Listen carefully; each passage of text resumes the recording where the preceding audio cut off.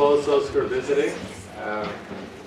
So we'll go ahead and get started. I think Blaine's going to have Julie here with us on the screen. So Superintendent, go ahead and get started. Thank you, President Hunter. Appreciate board members being here. Appreciate your time to be with us as we study these topics.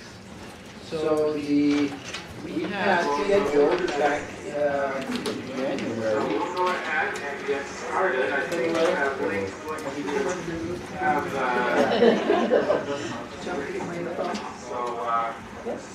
Sorry. So the state paused on some middle of the year testing, and so we paused on our report, and we'll turn time over to Dr. Patton to introduce his team, and appreciate his work and the work of his team to gather and share data. Okay, our objective for this next little while in your study session is for all of us to gain a better understanding of how our elementary students did in latest round of assessments, which would include middle of year Acadians, reading and math, and hold on just a second. yeah.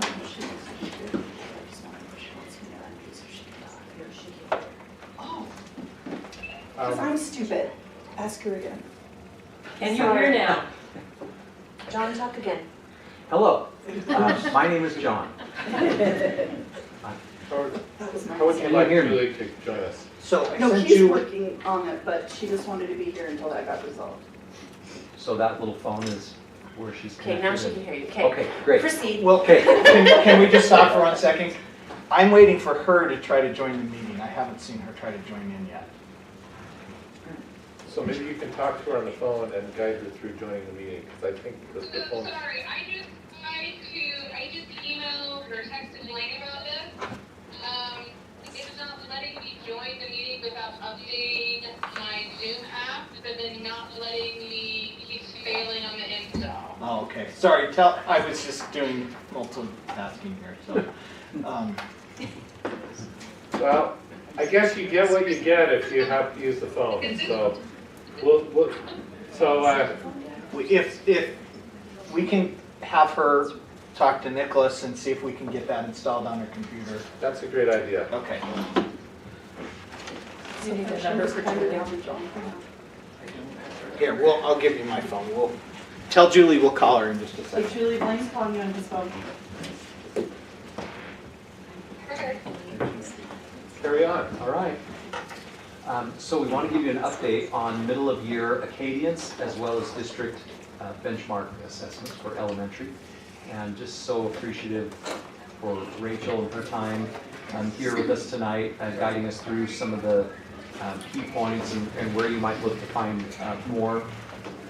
And you all ought to know that this data visualization really has taken a lot of work. I mean, we really are functioning with a data dashboard before getting our professionally developed data dashboard, thanks to Rachel and the amazing people that work with her. So we just appreciate it so much. So thanks, Rachel. And as you know, she's going to be moving on to be an assistant principal at Vista Heights next year. And Jason Croton, our principal at Greenwood Elementary, is here to listen and learn and participate, and he will be our next elementary director of elementary assessments. So thanks, Jason, for being here. And Jason needs to leave in a little while to go to an SCC meeting, so I'll step out a bit. So thanks, Rachel. Take it away. Thank you.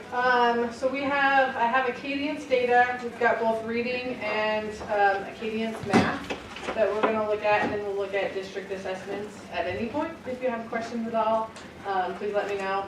This is on our elementary assessment website. So this is the assessment site that's linked on our district's employee pages. And then we've got this elementary data page that takes us to where we can find all the data. For now, as John said, we're working on getting an actual tool running. So this is where kind of our Band-Aid, getting data available for schools for now. So this first graph here is our Acadians, yes. So this is only available in general. only available internally. You have to have a district, well, you should be able to find it. So if you go to employees, Okay. yeah, you have to go to the Alpine District website and then scroll down just a little bit. It's right here, elementary assessment. Okay. So yeah, just to show, once you're logged in, you click on employees and then come down to, oh sorry, you gotta click on employees. And then come down to elementary assessment. That'll open up this page here. So you have to have a district email address to be able to log into the website. Sorry, back me up on what am I doing? So you're at employees, elementary assessment. Yep. And then it'll open a page that looks like this. And then right here, you want to click on elementary data. Right, scroll up. Just a little bit. Yep, elementary data right there. Yep. And that'll open a second website where we keep all the data. This first website is all the information, our training courses, lots of question and answers. Okay, so then once we're here, it should look like this for you, elementary data for those following along. We're going to click here on this magnifying glass, and that will open this elementary tab that I'm looking at. So this was kind of created to give an overview, a snapshot of all of the assessment administered over the course of the school year with our most recent data. So we've got Acadians at the top, RISE is on there, we've got our district assessments, and then key data at the bottom.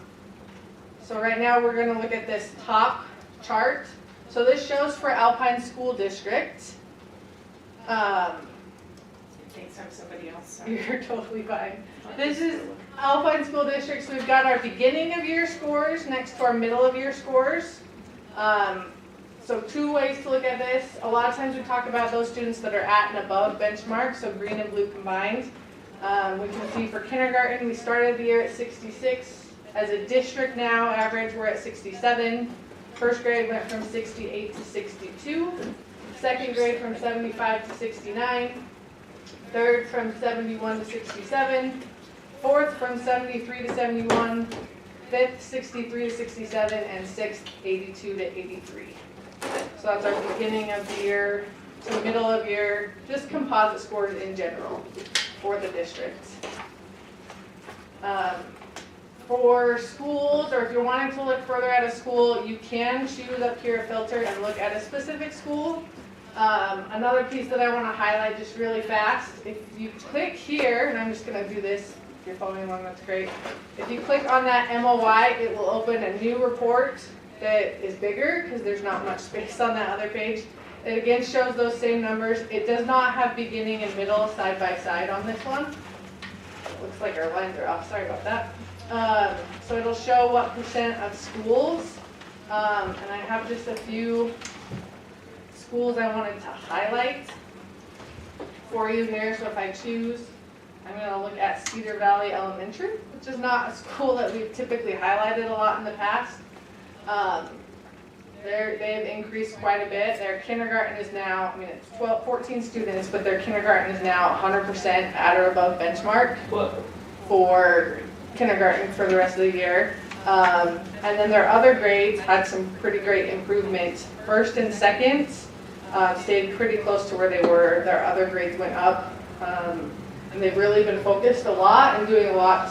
They have small class sizes, but they've been really working with those students that are well below and even those that are at, to try and get everyone making progress with their reading. Another school that I wanted to highlight is Northridge, specifically in their lower grades. Their kindergarten is now at 83%. Their first grade's at 62. I mean, all of those scores are quite good. And they're almost all of those grade levels, but especially K1, 2 are pretty good increase from beginning to middle, where we started.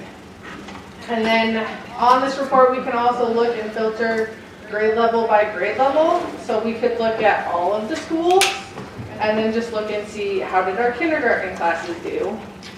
And then we can look and see even here, I can filter this and it will show the schools that were our top performing kindergartens in the district. And I double checked Cedar Valley, like these top schools, all of those were movement up from their beginning of year scores to their middle of year scores. Sorry, how do I, oh, this is the grade. Yep. Okay, gotcha. So you want to come back here And do all. and do all.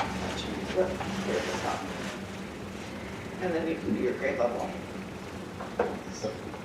So, any It questions feels like so drinking from a far? fire hose, Yeah, it's a right? lot. It's a lot all at once. Any questions so far on Acadian's reading scores?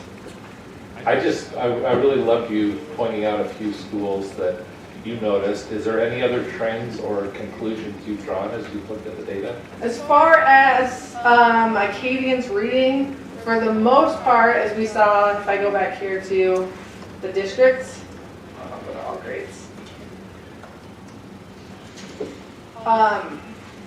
And maybe even this one's better.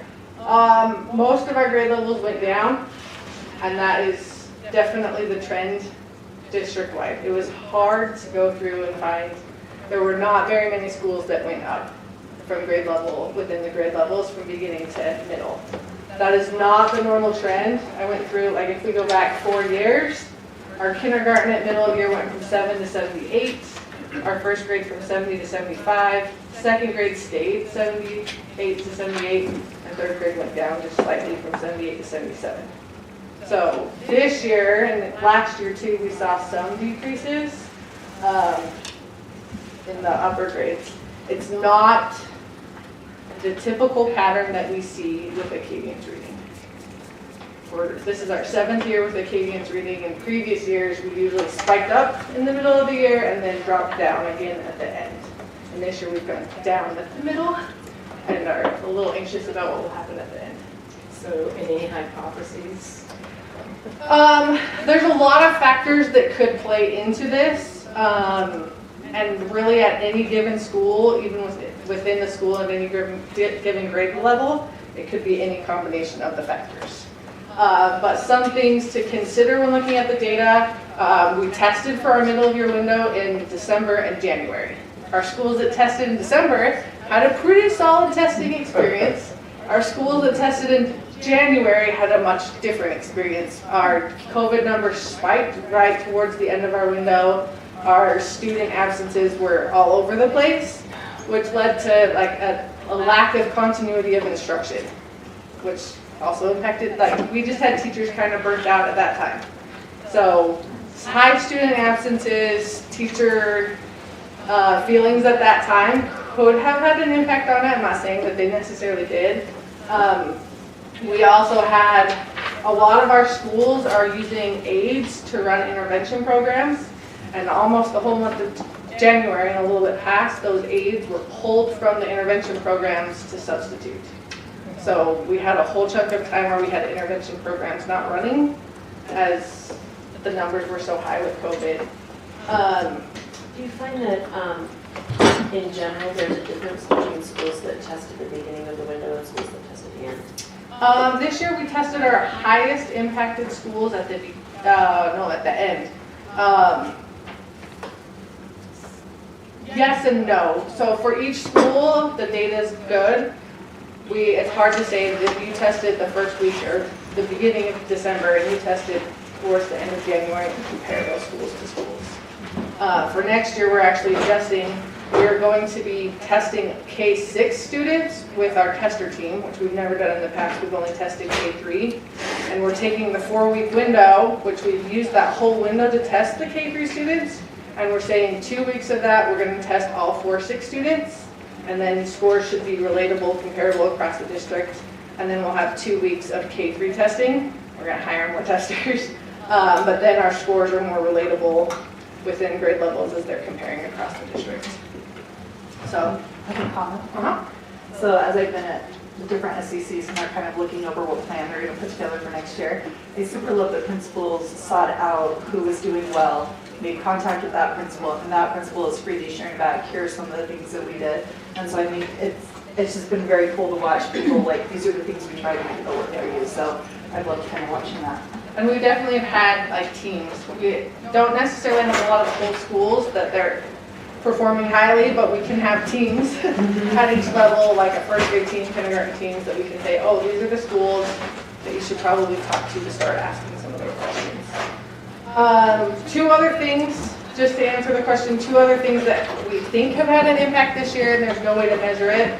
We have a lot of schools who have implemented the 95% group materials, and there's a steep learning curve on those materials. The schools that are using them have really high hopes. They've seen great changes in Lexia. They're just feeling like they're not going to see those changes in Acadience till the end of the year.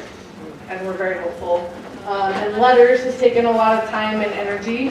And overwhelmingly, as I've talked to teachers and principals, there's been a shift recently with thoughts on letters, that they're seeing the benefit, they're seeing the value, they're seeing how that plays into instruction, and why we do what we do with reading instruction, and it is a shift. So hopefully we can shift quickly. So are you guys searching out the schools that are improving and doing well, and then letting other schools know that they could contact them? What do we do with this information? As of right now, we've let, so all schools have access to this information, even teachers.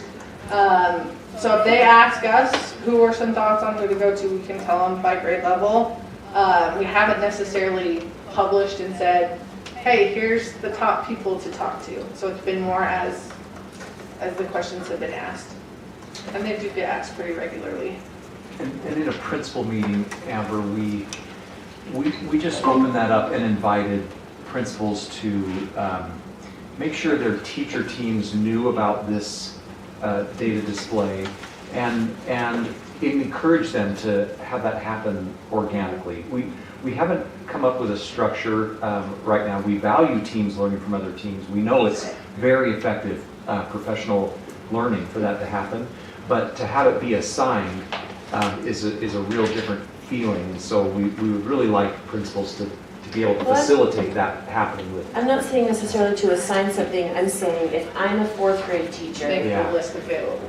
I don't think I can rank this by who grew the most or who has the highest. I can't rank it that way correctly. I'm not correct if I'm a fourth grade teacher or whatever. Right. So if I want to say, well, what school across the school improved, the most or whatever, do I have to look up every school individually to really? As a teacher, I'm not going to do that. Like, I don't have time to look up 160 elementary schools individually. But if there was a list that said, hey, this school did really well in fourth grade, this school did really great as a whole, then maybe that would be useful information for me. So that's more of what I'm I'm gonna pop talking over. about. There's another report. It doesn't link through that main page, but this is a report we made this week. And it will show, it's broken in two parts. So this first one is just those kids that are blue. And what was the beginning of year percent, what was the middle of year percent, and what was that change? So did we increase or decrease the number of just blue? And then this is our at and above, that green and blue combined. So if I wanted to see, I could say I'm a fourth grade teacher, and I want to see who had the highest change. So I could see Sago Lily didn't give it at the beginning of the year, like Cedar Valley's up there. Yeah, they had great change. Silver Lake is one that stands out a lot. Springside also is another school that stands out a lot. They're there on several grade levels, that they are a school to go talk to. We've sent a lot of people to go talk to Springside. So then the other question would be, is there a video or something that shows our teachers how to find all these reports? At this point, no. It's been on the list of things to do. We've had a lot of people say, can you, because we are constantly adding, like here you can see these are all our new and revised reports. Mm-hmm. We're constantly adding as questions come. How can we show data to answer those questions? So that's the next step. We just made this one. On this page here, this is kind of like our update page. We're going to put a couple videos in that say, here's how. And we've done it in the past. We did them at the beginning of the year. Okay. I just was thinking the data here is so awesome and so potentially But it's all flawed. game changing for some of our schools, but if you don't know how to access it or where to go or what to look for, then it becomes not as useful. So One other thing I wanted to highlight really fast with our Acadians reading scores, popular question, and I'm glad Julie has joined us now, are frequently how are our student groups performing. So on our Acadians reading, there's 2 tabs here, so you can click on this tab and it'll take you straight to how did the ELL students do. And our percentages are much lower with our ELL students than our total student population. So you can see how they did, even by school you can break it down and see what number of students and what percent for each school and each grade level. We've got that same information for our special ed students at each grade level. We have it available for all of our other student groups. We can pull it by race, by gender, things like that. We just don't have it here because in a lot of places it's really low numbers. So if schools want those, we can provide them for schools. So back to this main page. So I'm going to go back to the elementary data page. We do have Acadians. Well, let me do this. This is growth. So every student, beginning of your score, they take that and compare it to the middle of your score. At this point, it's a checkpoint. So they're compared to other students, and we're talking millions of numbers across the nation, to say, how did you grow compared to other students who started the year at the same score as you? And then there's 5 levels where students are placed. It's called Pathways of Progress. And so there's well below and below typical progress, then typical, above, and well above typical. The state has told us that our goal with reading growth is that 60% of students will make typical or better growth. So this graph right here is a checkpoint to check and see how our students are doing so far.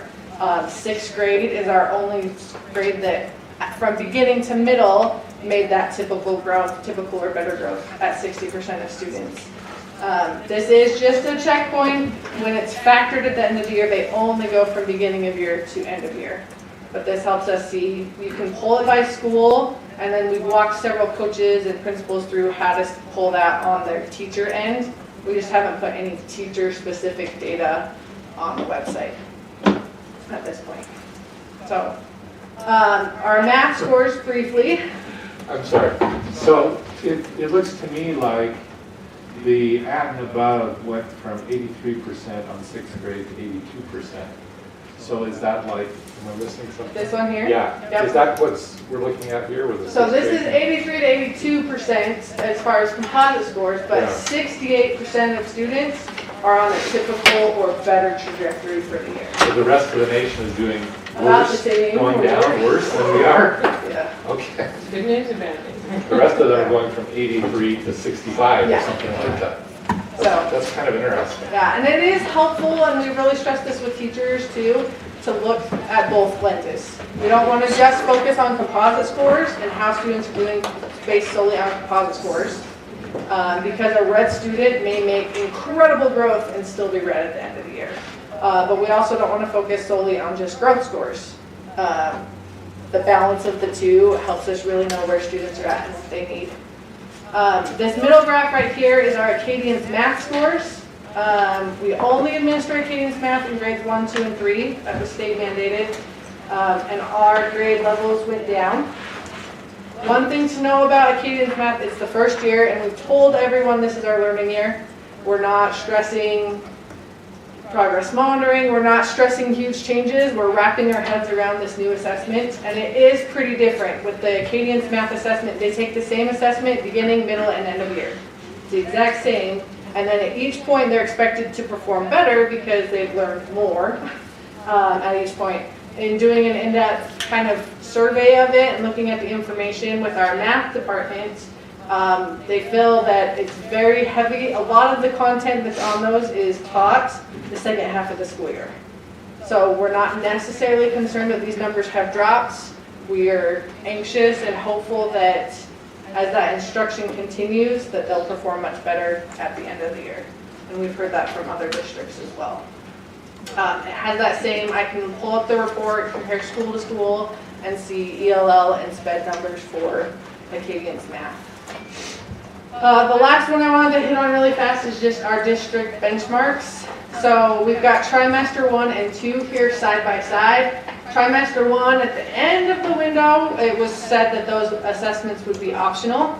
So we didn't have everyone. Trimester 2, they were definitely optional, so we had much lower numbers.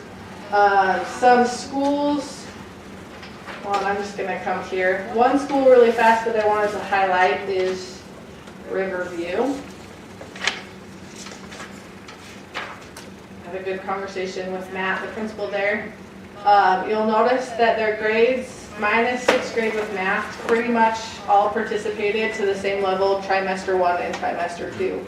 In talking to Matt, he said that he talked with his teams and said, you know, it is completely up to you. You don't have to give the benchmarks, they're optional. The question for you is, if you're not using the benchmarks, what other assessment are you using? How do you know if students have learned what they need to learn? How do you have the information that you need to fill out the standard-based report card? So Riverview, and then there's like Barrett, Central, Manila, Traverse, Alpine. There's a handful of other schools that had similar conversations, and a high number of their teachers took the assessments.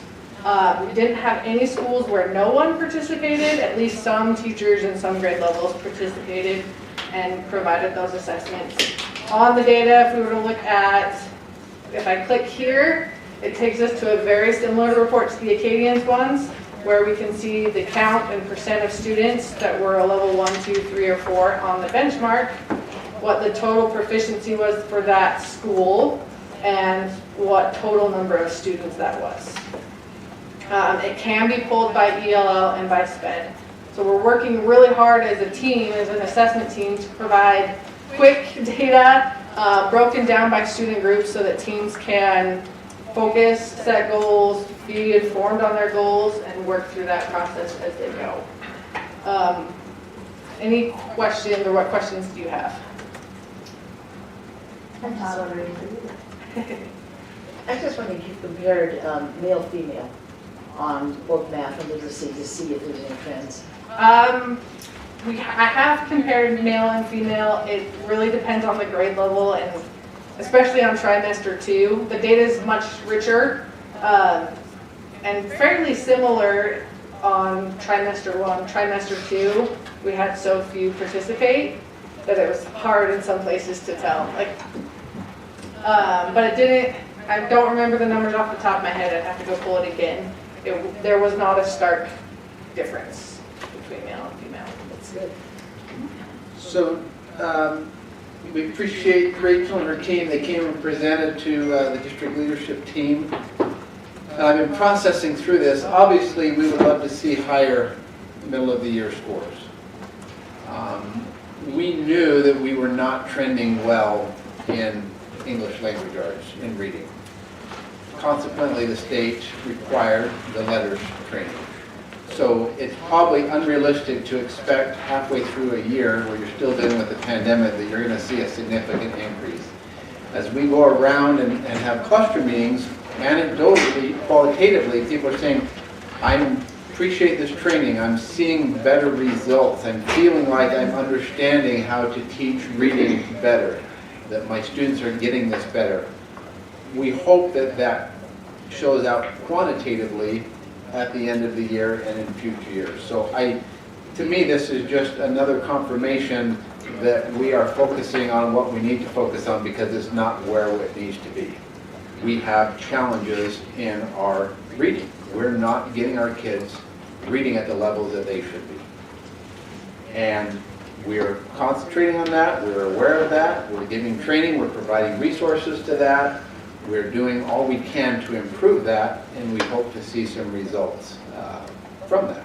And we anticipate we will see some results from that.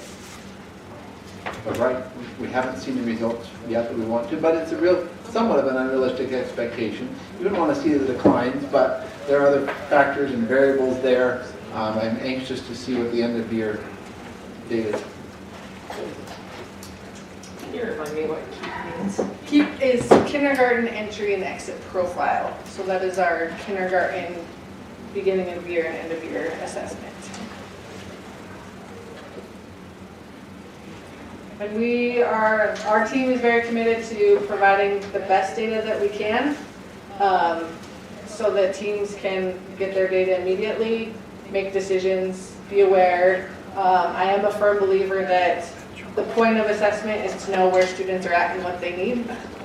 And getting teachers looking at it, available to them, broken down by in different ways, helps them know what students need, what instruction, and how to meet the students' needs better. This is amazing. So thank you so much. Your team has done, I mean, we've watched this. Grow. I can just say, there were prior times when you like that, what about this, what about this? And, I mean, I'm just kind of standing all amazed, you know, really at all the data you provided. So thank you so much for that. Can I ask a question? Next year, the elementaries are not on trimesters, they're on quarters. What will the testing windows look like for them? So that's a great question. ELA, we will have a quarter assessment, 1, 2, 3, and 4. And it'll be the last couple weeks of each trimester. Each quarter, to try and help teachers know at this point where are we at with those essentials for language arts. Math is going through a complete overhaul right now. Instead of having a quarter 1, 2, 3, 4 assessment for math, and I can pull this up really fast to show you. We are taking each of the essential standards. So like here, 4th grade, for example, has 10 essential standards in math, and each of those standards is going to have 1 assessment.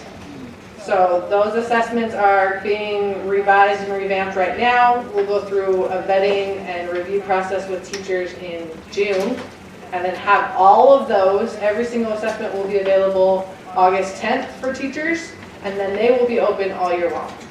So once I've taught for OA1, I can give that assessment to check in with students and see how they're doing.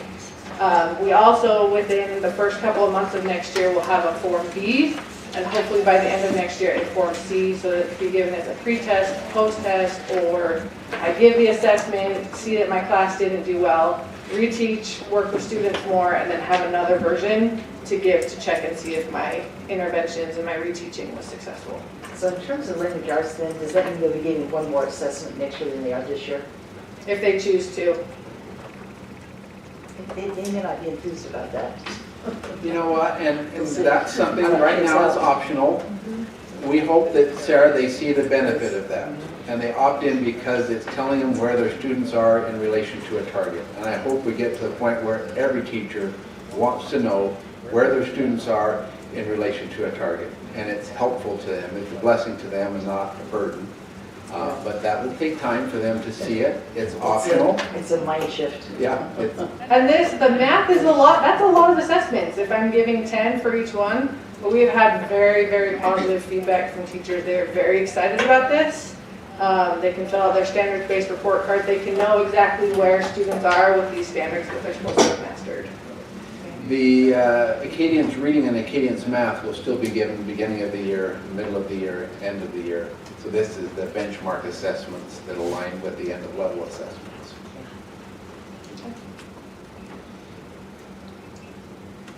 Okay, thank you. Thank you. Appreciate your work. Thank you. And we wish you, well, we'll have you one more time before you head off to Worcester, right? Yes. Yeah. Okay. Okay, I'll look into it. I don't care, that's just, You want to get it it fixed? might be. Okay, thank you. David Stevenson. We are ready for some land trust training. Thank you, Superintendent. Hello, board members. It's great to be with you today.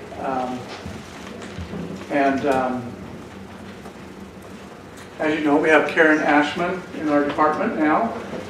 She's been an extremely wonderful help, especially when it comes to trust lands. You know, she's got that eye for reading things, and just appreciate all the help that she's provided with so many things. So to start off with, I just have this little quote that's from the State Land Trust website. The local school board is the adjudicator and protector of these funds that are intended to benefit the public school children of Utah in perpetuity. What does that mean? I told Kimberly I wanted to quote with some big words so that I could tell everyone that I could say them. I've been practicing adjudicator and perpetuity all day. You did excellent. Thank you.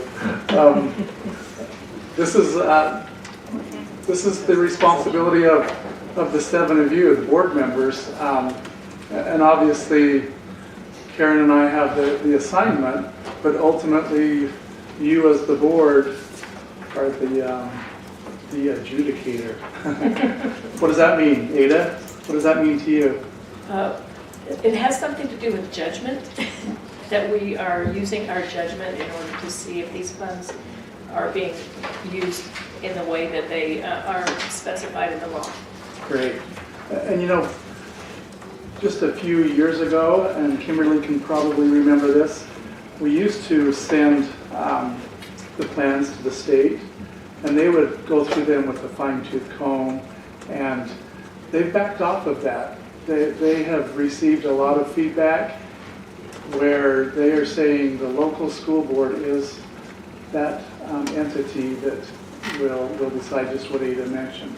Now, obviously, school community councils are set up as a voting group, just like a school board is set up. They're elected, and they that's the school trust lands plan is one of their most important duties that they approve. So let's just look here.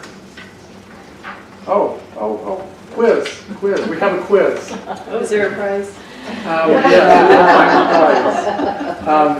Land trust, you know, you hear it's called trust lands, but land is actually an acronym. Anyone know what the acronym? It is. Sarah, yes, we love acronyms, right? Anyone know what land trust is an acronym for? Well, if you would have asked 3 years ago when we had the apples as prizes, I told you then. Yes. Oh, Kimberly did not even know that. I didn't know it until I knew this it was morning. an acronym, but I don't know what it stands As for. I mentioned, Karen has been a great addition to our office because she told me this morning it's actually an acronym. I feel like I said, Julie why is knows it in all this. caps? I There feel it like is. Julie's wildly waving her Oh, hand. Julie, do you know? Well, you Googled it by now, Julie. Yeah. What is it, Julie? She's looking it up. Okay, the acronym for land is Learning and Nurturing Development. Isn't that sweet? Yes. Learning and Nurturing Development. You know, just another way to look at the purpose of land trust plans and that learning and nurturing development of our students. Quickly, here's our training topics for today.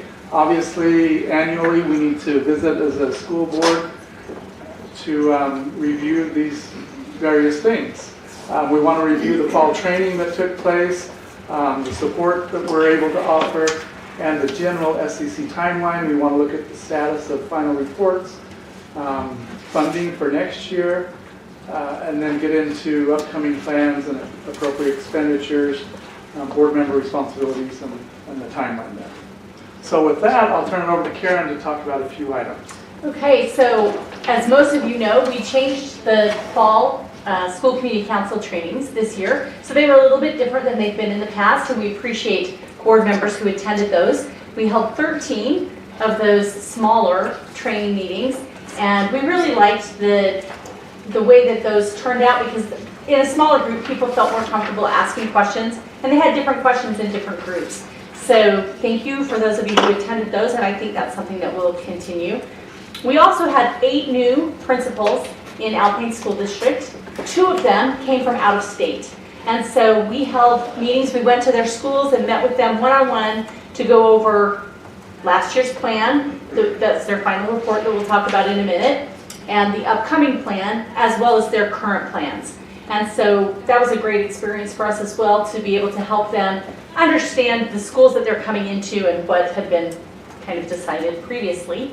And then we also are available on email and phone. We've had a lot of people who called and emailed for support, especially as they're starting to enter their plan.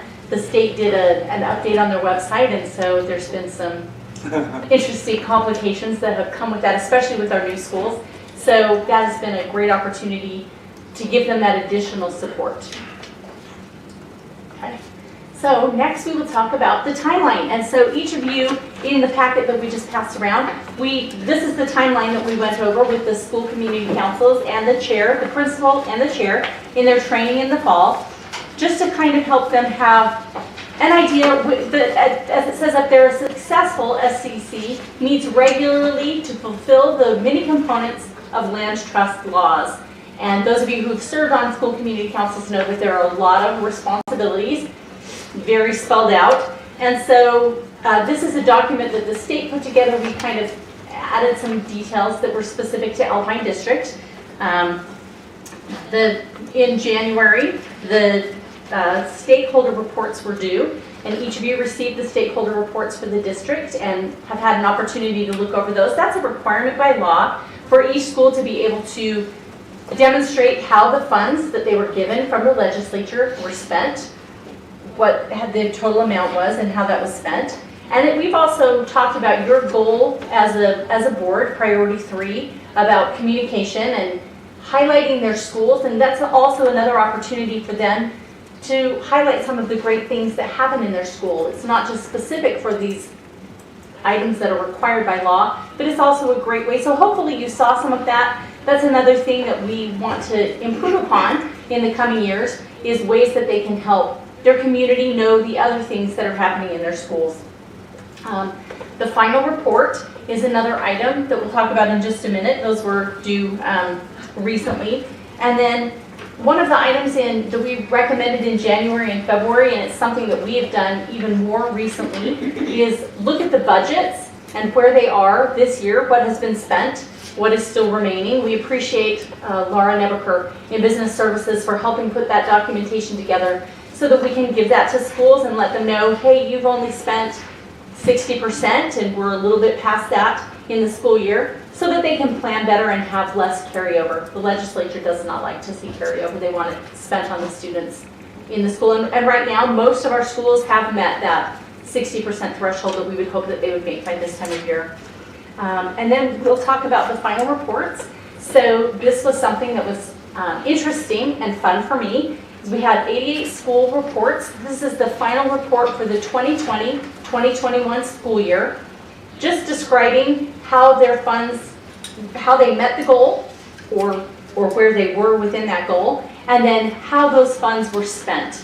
And David will go over in more detail some of the things that are required by law.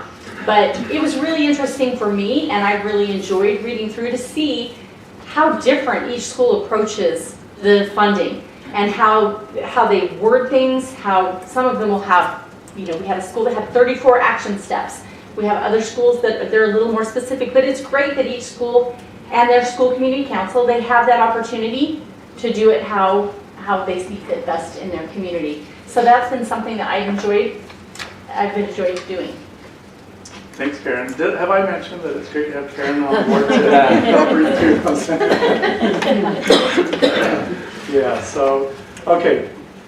So let's talk about upcoming plans, our distribution, what it's going to look like. But to do that, let's kind of look at the past.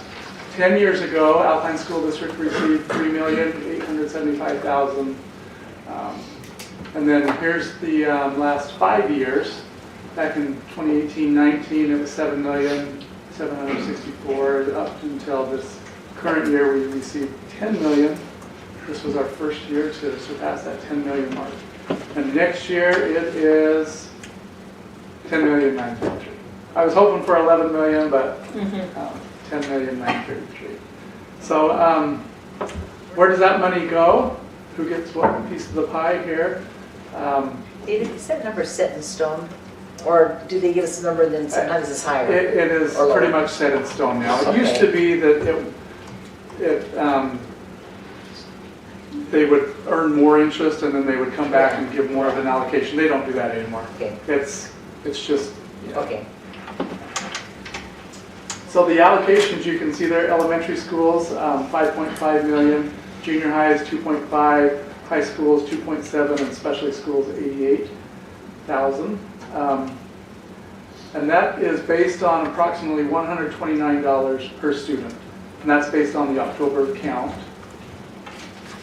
And just a figure of interest, our largest school, Cedar Valley High School, is going to get $346,000. You can actually do something with that amount of money, can't you?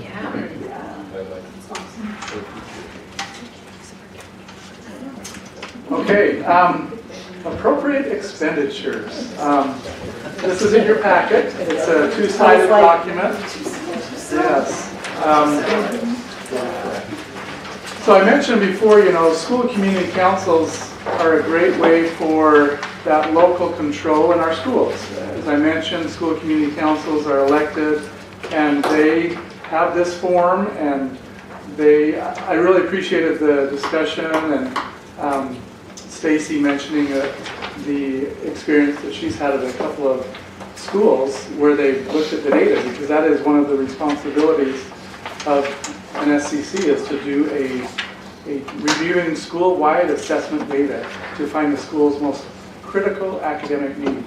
And as our schools do that, we're giving them that local autonomy, control, and they get to designate where the funding goes based on their decision and ultimately their vote as a school community council. And then obviously we're kind of a gatekeeper, as it'll start with Karen, myself, and school supervisors as we read through them, and then they'll come to you, and we'll talk about the timeline for that. Amber? I just have a quick allocation question before we get too much past that. So you said right now they're allocating $129 per student for next year.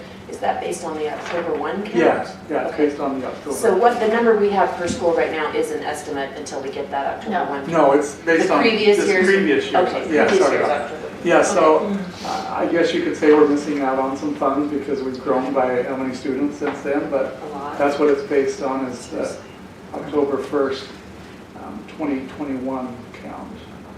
We are able to do some adjustments, when we have boundary changes, open new schools, we go through it. But the problem again is it's based on, we get the funding based on the October 1st count, so, we have to adjust it. There's not enough of the funds to give it to the new schools that open with the boundary changes. So we're very careful on how we, So it's a great question. Does that mean the district grows by 3,000 students from one year to another? We don't get the money for those 3,000 students? Not until the next year. It comes. Yep. But It it's a comes, year, but- it lags a year. That's how most funding works, is your guarantee for the following year is the ADM from the prior year. So it works similar. Yes, but But they do it on Yeah. the hard October 1 count, not on an ADM? Correct. Okay. Okay, that next section, 4A, that pretty much talks where the components of the plan are, which is really a goal, action steps, and expenditures. That really is what comprises a plan. As you go down to the bottom there, number 2, it talks about, again, finding the school's areas of most critical academic need. And it talks about looking in the academic areas of English, and then if you turn the page over, language arts, math, science. For high schools, it could increase graduation rates, promote college and career readiness, and so on. Now, obviously, those are core subjects in schools, but we do have other subjects. And one thing I want to point out is some of our schools use funding for maybe science or computer technology or so forth, where I look at it as, are they integrating that into those core subjects? And if we can find that good integration, I think that is an integral part of a great plan, if it's not specifically on math or language arts or science. Now 3 is the big 9, I guess we'll call them. There's 9 items there that we have to make sure that schools are not spending money on, which would be district or school administration, construction, maintenance, facilities, overhead, furniture. You can see down that list, including not sending the SCC to Hawaii on a vacation. Yeah, we've got to watch for all of those little areas to make sure that And that's kind of where we are the gatekeeper again, as we review the plans and make sure that they are within the law. Hashtag good effort. Yes. I have a question. When it says facilities, so like if the school wants something like a sound enhancement system, could that come under there, or is that a Yes. no-no because it's No, facilities? they've been approved They have. because it's a classroom. So we're talking more like building Okay, a Brick and mortar. brick and mortar classroom or, Okay. good question. So things that augment the classroom could possibly be justified. So I see tons of them that want to buy Chromebooks as part of their plan. Is that something that I mean, it feels like it's tricky with Blaine's Yeah. doing some of them, they're doing some of, should they keep doing that or should we be telling them not to do that? Blaine sent an email out to principals last week or this week. Monday, and we're having meetings Yes. Thursday, Friday, and Monday to tell them about many of the capital budget expenditures that you approved. So they will probably need to do some rearranging of their trust lands plans. And what principals have to do in order to buy those items is work through Blaine's department to make sure that they get approved. And the beauty of a trust lands plan is at the very bottom that they can go in and do an amendment. Yes. So if, let's say a principal didn't realize they were going to be on the one-to-one and then all of a sudden they do find out and the plan's already gone in, we can do an amendment. Can you extra highlight that at the fall training? Yeah. Because I think that is the most often question, like sometimes they think something needs to be amended, but it doesn't because it's Sure. within that same category. Yeah. Yeah. Great point. Sarah. David, I noticed that positive, the behavioral interventions. Yeah. And it says no longer limited to $7,000, but does it have a cap on that? No, but it cannot be a standalone goal. It has to be tied to an academic goal. And so you'll notice when you get the plans, if they have a behavioral component, it's a separate little box under one of the goals that says that what is the behavioral component. Okay. Great question. David, it says on the front, positive behavioral interventions are no longer limited, but then it says in bullet five on the back that you can spend no more than 7. Well, that's So which of digital those is- citizenship. Oh, Two two other things. two Yeah. different things, Yeah. okay. Sorry, I Yeah. was confused there for a minute. I don't know. I should have picked like 6 and 8, just Yeah, so exactly. that not confuse us with the Exactly. same number. So with Okay. safety principles, are we talking like White Ribbon Week or? I think, yeah. Or is it digital safety? I don't know. We'll have to see if they come in with It's a little this. vague. I've actually never seen a plan come in with the safety component, so I'll dig a little deeper into Safety in that. the classroom? I don't know. Would there be cameras, surveillance cameras on the playground or something? Well, but those would fit under, those would be the construction, facilities type of things. So that would probably be a no. Still needs to be tied to the learning. I mean, if it were one of those amplified systems in the classroom that has a camera, that would be okay because, they might be taking a picture of a lesson that they put on their Canvas or whatever. So that would be appropriate, but to have 20 cameras in the hallways, yeah, that would fit under facilities. So, yeah. Well, and honestly, sometimes, it's an observation, sometimes they are so vague maybe that you almost don't know what the money is used for. Because there are times like I've asked questions, it's come back that there's some, if you don't question it, they slide through anyway. That's something I'm going to mention on this next. Oh, I will wait patiently. Yeah. Sorry. That sounds like White Ribbon And Week. actually, it's based on last year, and there being some that were slightly vague. And it's really just bullet 7.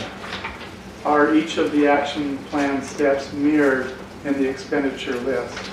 And so the number one reason we had some come back for edits from the state was because it wasn't clear enough and they weren't shown in the action steps. So it's got to be more than and I sent this on the email, I don't know if you noticed on the email that was sent to all school community councils last week, that it can't just be $45,000 for technology items. It's got to be, in the expenditures, it's got to be 50 Chromebooks, and then up in the action step, you know, how are you using those Chromebooks? How does it relate to the goal? So it's all alignment is key. So I think there's been a fear in the past that if they made their plan too specific, then it would be a big hassle to amend later, and maybe we just need to help them understand that amending is not a big deal if you really need to. So make it a little more specific so that it is easier to track. Well, and I think the response to that was, right, we have to amend everything, so there were several that we went back, we're like, nope, that one's good, so yeah, we went from one end to the other. I think there's a balance between vague and too detailed. And Karen mentioned, you know, that some plans are very detailed. And yes. 34 steps. Yes. Okay, timeline. As you can see here, April 1st, the plans are due. So that's when we're going to receive them. We're actually receiving them already. We've had a couple come in, and we're starting to look those over. We will get them in front of the eyes of our school supervisors so that we're not just waiting until April 1st to start reviewing. And then what we'll do from April 1st to April 19th is read those over carefully, open them up for principals to edit if need be, so that we have them ready. We'll have a printout of each school for you on April 19th at board meeting. Except for Mark. He doesn't like paper. Well, Just Mark, if you don't want paper, we can just email it to you. No, I'm fine with either one. Okay. I'm just teasing. Perfect. So we're asking that you please review them by May 2nd. And if you find items that we need to edit more, that'll give us time to get back in contact with the school so that they can make those final edits from May 2nd until May 10th. And then on May 10th is your board meeting. And I just have a great feeling that they're all going to be ready to be voted on and approved. And that gives us 5 days to spare because they're not due to the state until May 15th. But we've got to approve them in a board meeting, so that's why it's May 10th. Any questions on that timeline? Can you send me a screenshot of this? Certainly. I feel like every FCC I've been to, they're like, but because some of them had to do their meetings earlier, and they're Yes. like, but do you really? I'm like, hours, my friends, hours. Like, we really do read them all. So this is something I would love to share out and say it's not just arbitrary. Like, It's planned and it's definitely needed. Okay, just to finish things up here, this is from Kate Ross, principal at Linden. The work we do in schools is greatly enhanced by the Land Trust program. Working together with members of our school community on goals for student achievement builds a future we can all get excited about. It also provides much needed funding to make ideas reality. And you know, Karen mentioned earlier the third priority of the board is community engagement. And I can't think of a better way that we have in place right now involving so many community members than the school community council and the way they can trickle that out to their communities. So there you go. Any questions, comments? Now you check off the box. Hey, we hope this was more entertaining than just to check the box off. Is that right? okay, so I have I don't know if it's That's good. question or a suggestion or a respectful ask, but in the fall training, Yeah. and granted I've not read through all your bullet points, but I have seen in several of my schools where they're using the funds either to offset, you know, BTS grants or Sure. for other things with personnel. Yeah. We do not want to be funding personnel regularly through this, so could we just have that conversation? So I understand what you're saying, that if we are using land trust funds, we have to be careful because it could be a whole new school community council in 2 years that vote on something else besides personnel. And so we do have to be careful, and I like your suggestion in the fall training that we make sure we're very specific on that.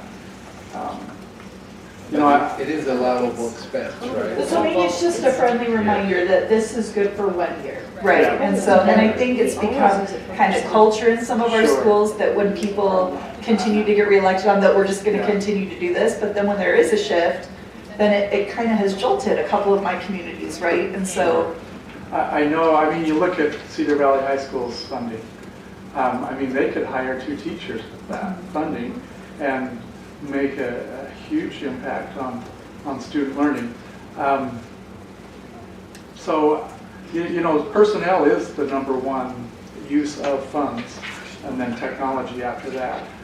But definitely, I think that's a conversation to look at and consider as. And I would say with the personnel, it's more aides, advocates, people who are Yeah. working individually than it is, and you know, like An entire. your whole specialty teacher. right, but in some of mine it is, and Right. that's kind of been where the snag comes, like in a year, like the last couple of years where it's like, we really need to do some targeted literacy intervention. Can we achieve that in the ways we've been doing it? And it's not saying we don't value those who have done specialties, it's just we need to address it in this way. And so I've heard from several people who maybe feel like obligated that they need to vote that way. And so I appreciate that it's been used and used well, but I just think it's worth reminding that it's Sure. cultural, right? And that you may have a new board, and I hate for any employee in any context to feel like they're not valued because the council went a different way. And FTE is definitely an allowable expense, and we have it, some of our schools do, but I understand your concern. At the same time, I mean, we turn over, I don't know how many teachers each year, so, you know, if they're on a contract, there will be a space, I would think, for all employees that we have on contract, but again, I hear what you're saying, and I think that that's something to address in the fall meeting. I think too, the other thing that is potentially problematic about hiring an entire teacher with trust land funds is the requirement to be able to use data to show that that expenditure is addressing the greatest academic need of the school. Because I know I have schools that they got a BTS grant for, say, half a student, or I mean half an FTE or whatever, and they want to use their trust land dollars for, you know, 0.2, so that they'll have a 0.7 specialty teachers or something. And maybe they can then use that to say this is how we're addressing our greatest academic need, but over time, can you, if you're still doing that 6 or 7 years later, can you still say, here's the data showing that this 0.2 FTE is addressing the greatest academic need at my school? I think it gets sticky to pay for something that is an ongoing cost with what really is one-time money. Trust land dollars are one-time dollars. Like if the stock market was to crash, they'd get less money next year. So we hope not. Oh, we hope not. But you know, it could happen. They could have 50 less kids show up, and now they've got less money next year. That's what I was going to say. That's one of the challenges we see with declining enrollment, right? You were used to spending it, but now your enrollment has gone down. You don't get that same amount, right? And so then you can't do what you've always done. Anyway, Okay, let's just make Mark, and then let's transition to. Go ahead. Well, I just wondered if you could work with Blaine. It seems like I see Chromebooks on a lot of them. So could we have some guidelines, like, so they're working with you, you know what I mean? As opposed, like some schools say, oh, look at our computer lab, they all need to be replaced, we're doing these trust labs. And I'm like, that Blaine, I mean, that should be happening through the school or something. Anyway, it'd be just nice if there was some guidance. Yeah, that's perfect. So we do have any technology purchases are approved before. Okay. But, so it could get put in a trust land, but then when they go to purchase something, if it's not an allowable or something that we can support or unwise, then and then they could amend it. But we're not, the tech department's not reviewing all the trust lands plans. Anyway, Unless the you want training us in the to. fall, it'd be just nice to talk about that. Because Sure. it seems like a ton of them want to do Chromebooks. Yeah, David, I was just going to add the comment. I think it's always good to caution in the training when you're committing personnel or dollars to personnel that commitment may change. And so I think that caution in the training, I think, is a really good suggestion idea for a variety of reasons that have been discussed. I just had a question, it's probably a Rob question. When we talk about how we, like spending per pupil and that kind of thing, is our trust lands figured into that equation? Yes. General fund expenditure. Thank you. Maybe when we're coming on that trust fund thing though, one of the things I've noticed just from my elementary school, I don't know if this gets communicated back to you, but there's some things tech software wise that are paid from the district. And there's just been overwhelming gratitude that then they were able to reallocate that money for useful things. So thanks for making that happen. Way to go, Blaine. Thank you, Blaine. We're excited. Thank you, David. Thank you, Karen. Appreciate both of you and your work on that. Rob, you're going to run us through some scaling? Yes. Do you want me to present up here too? Will that be helpful for Julie to see if she is on? Karen, I should tell you that I. Yes, that would be super helpful. Okay, got it. I've got a hard copy here for you too, Julie. But that doesn't do you a lot of good. Kind of like the hard copy in the Capitol facility meeting that I had to walk up to the screen and show it to you. Let's see, we are Solstice Boardroom 210.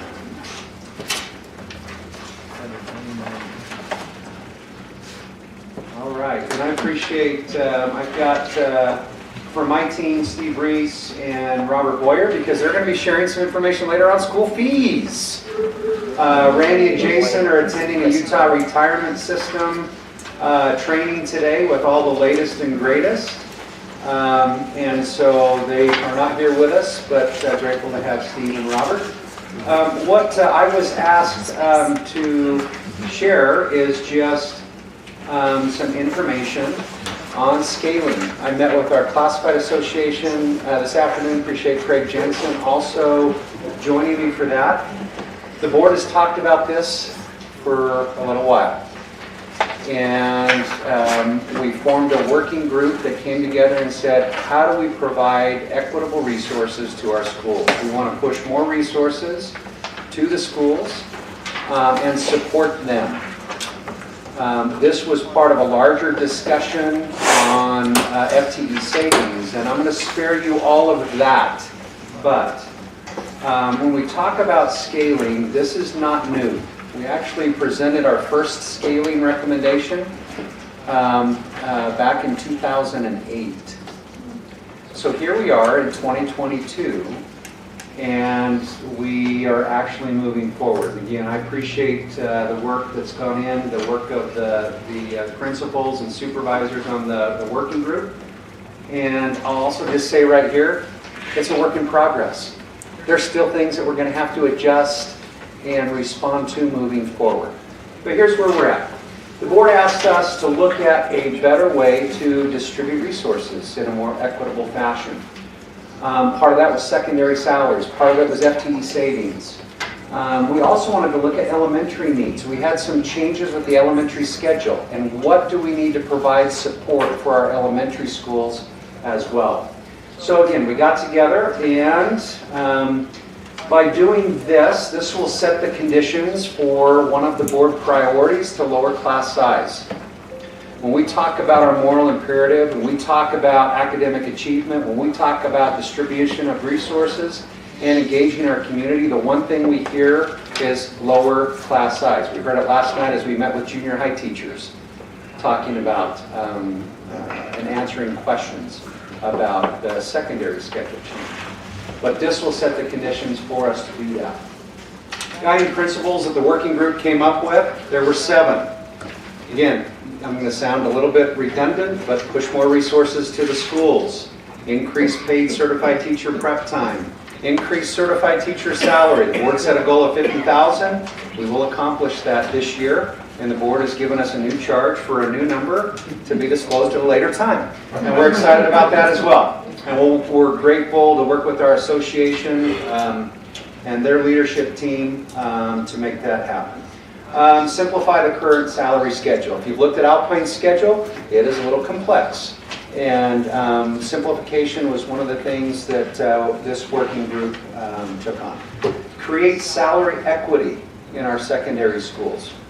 Establish a baseline for future class size reduction and boost starting salary for teachers near $50,000 while maintaining benefits. Other districts have done that by increasing the monthly payment for insurance. Some of our competitive districts on the Wasatch Front teachers are paying as much as $600 per month for a family insurance plan. Well, if you have employees pay more for that, there's obviously more dollars that you can then put into salary. Others have eliminated steps and calculated an increase, although teachers are the same for several years. There's a variety of ways to do that. Our focus was maintain benefit levels while increasing salaries. So pretty good guidelines, and here is the first set of data. On the left-hand side, you'll see the different non-duplicated positions. Every time we open up a new school, we have to budget for non-duplicated positions. Those are there on the left. The current staffing, there's 5.13. Regardless of size, you can have a school of 500 students or a school of 1,200 students, and that is in essence our current staffing. Unless you go through the budget process to receive an assistant principal or receive a coach or something else. So we said, what could we do based on the number of students and scale that on size? So the next column over is our tier 1. So any school that is less than 700 students would be a tier 1 elementary school. The difference between current and tier 1 is 1 FTE. If you come down that FTE column, I've highlighted in blue. The number one issue we heard is we need more contracted office support. There's another office person there, but they're hourly. We need another contracted person. And what's happened in the pandemic? A lot of our aides and office people have covered classes, they've subbed, they've done just amazing things to ensure our students are learning face-to-face and supporting the learning needs of the school. But that was the number one issue. As we move to the right, as the school gets larger, between 701 and 1,000 students, most of our schools fall in that range. Okay, we have many who are below, but most of our schools are within that second tier. An additional FTE, and where was that? In supervision, administration. The thinking is this: when there's one principal in the building and that principal is gone for a meeting or has taken a vacation day or is out of the building for whatever reason, oftentimes decisions they fall upon the classified team that are there, whether that's the lead secretary or whether that's a half-time counselor at that school. Having an additional principal to support the needs, to work with parents, to answer decisions, deal with traffic flow with some of the changes that we've experienced this year. That was the second priority, and you can see that reflected in Tier 2. And then for our larger elementary schools, again, coming back to the office and another contracted position in the office. So that's how the elementary FTE scale. Current 5, new 6.13 up to 8.13, and you can see the estimated dollar amounts that are funded there as well. Okay? So I have a question. That's scaling based on size for elementary. Yes, Sarah? The office technician, did you say that would be hourly? The office technician in Tier 1 is contracted. That is contract, okay. Yeah. Great. So one of the issues we also have is we have office technician that's hourly and office technician that's contract. We're working with our HR team. Yeah. We're going to change that so it's not confusing. Oh. So the hourly will have a different title than the contract. The Secretary Northridge asked me this exact thing last week, Yep. and I didn't know what to say to her exactly. In the scaling, She this will is a be on contracted. cloud nine when she hears this. And many of our classified people have said, again, we need more support, we need contracted support in our schools. Great. So many are very pleased with this. Very, very. Okay, that's elementary, pretty simple. Secondary gets a little bit more. There's a lot more going on in the secondary, more programs, more students. For the most part, there are some of our elementaries that are as large as a couple of our, and the board's moving forward to try to correct that as well with a new school in Eagle Mountain. So on this one again, the current 14.35 FTEs, you can see all of the positions. Tier 1, so any junior high school that has fewer than 1,250 students, and we do have a couple of schools that are in that area, but only a couple. Most of our schools, again, fall in Tier 2. And when I get asked oftentimes, what's the sweet spot for a junior high? It's usually between that 1,200 and 1,600 students, and that's our Tier 2. And then our larger junior highs, typically in the west, we need some additional support, and you'll see how that scales up. So 14.35, again, the priority was in the office.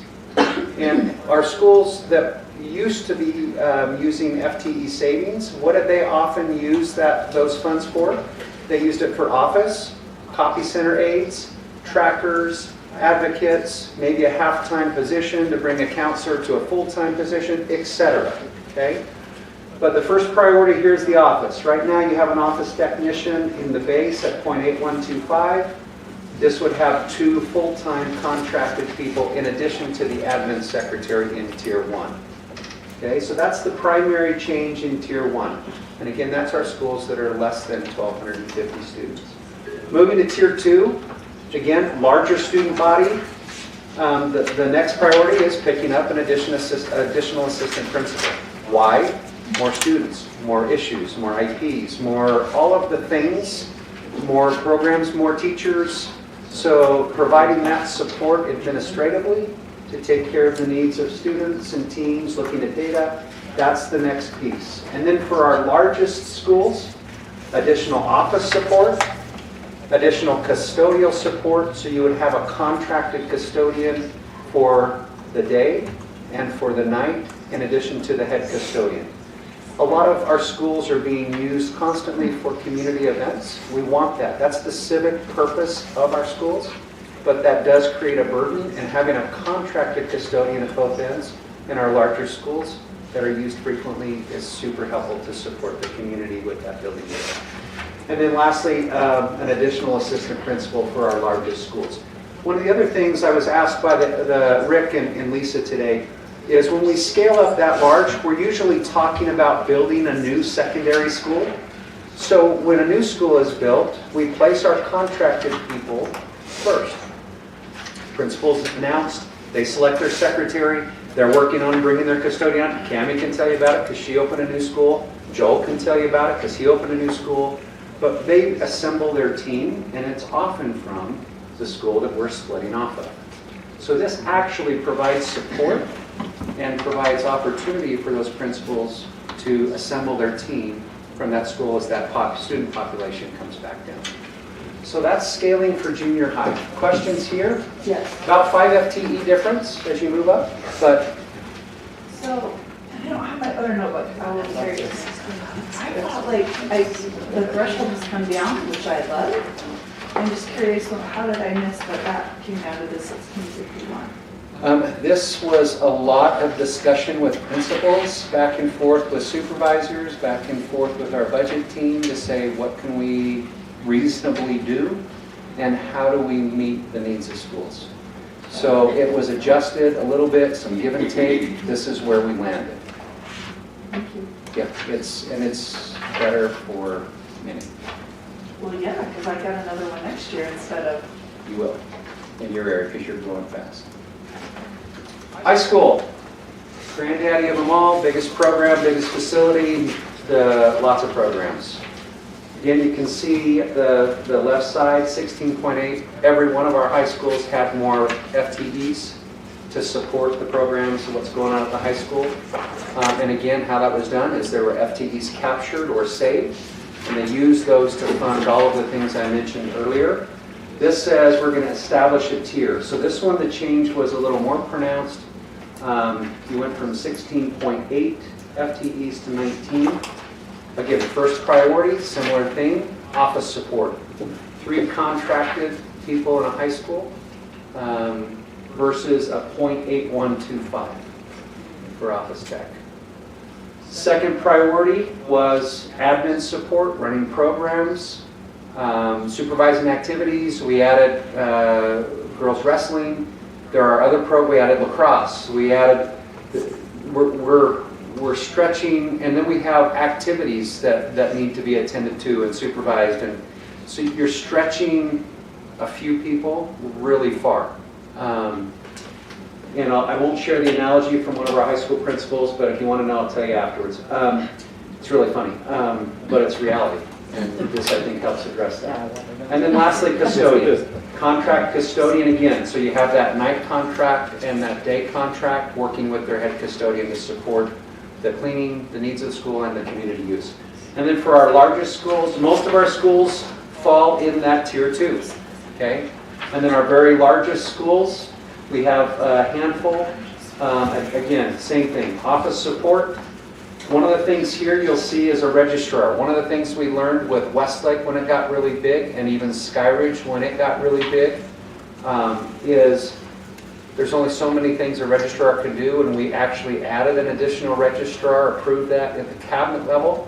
So when the school split, Cedar Valley was then opened, that registrar was already trained, knew the kids, and went right out to that new school. So again, some of that's preparation for new schools opening. And then somebody asked me, why did you highlight the custodian in that last one? I don't know. I really like lead custodians, and so we just highlighted them. But admin support, office support, a registrar support, and custodial support. So with that, again, as we move forward together, I appreciate the work of my team that supported this, some supervisors that worked with us, principals, the board, and you asking us to do this work, the superintendent for his support. But we know that there are some additional tweaks. Our goal is to serve kids so they learn at their highest levels. That's our moral imperative. We engage with the community in positive ways, and we use our resources to provide the right level of support and set the stage for your efforts to lower class size. So that's scaling. Questions?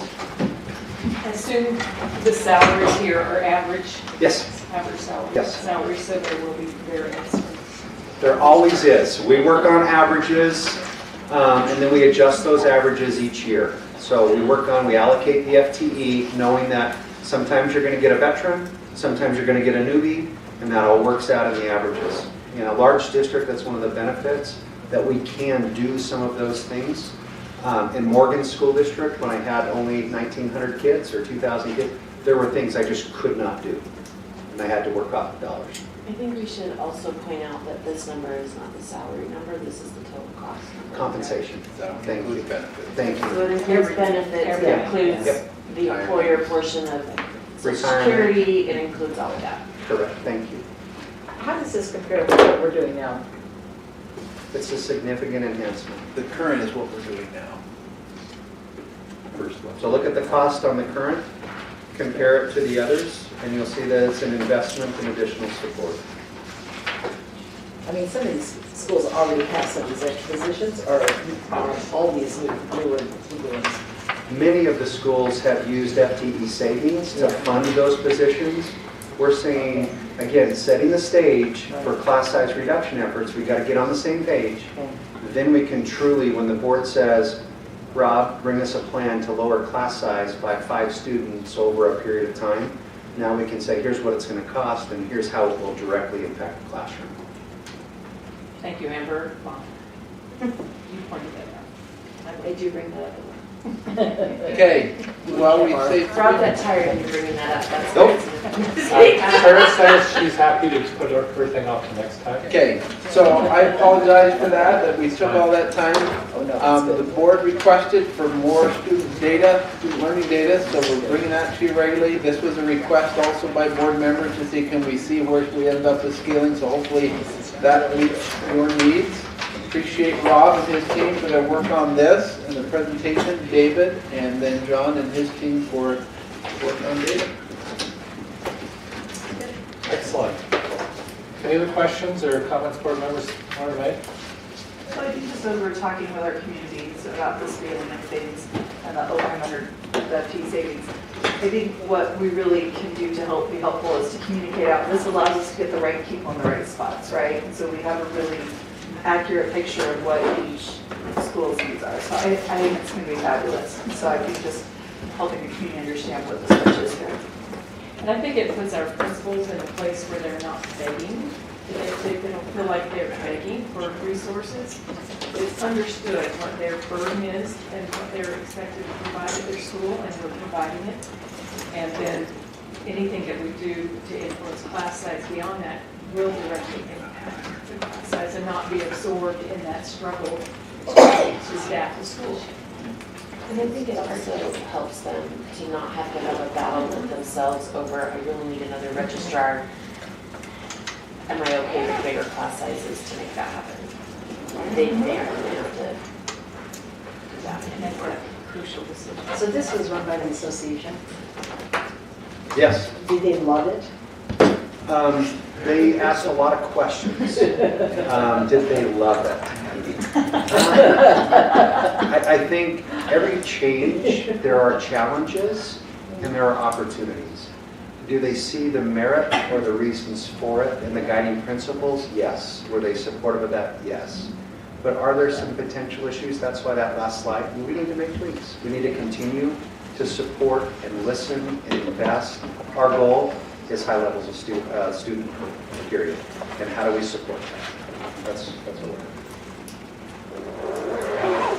The other thing that we kind of noticed here is that the expenditure on each school, the base kind of went up, and so it kind of also makes it difficult to keep really small schools because they still have that increased basic expense.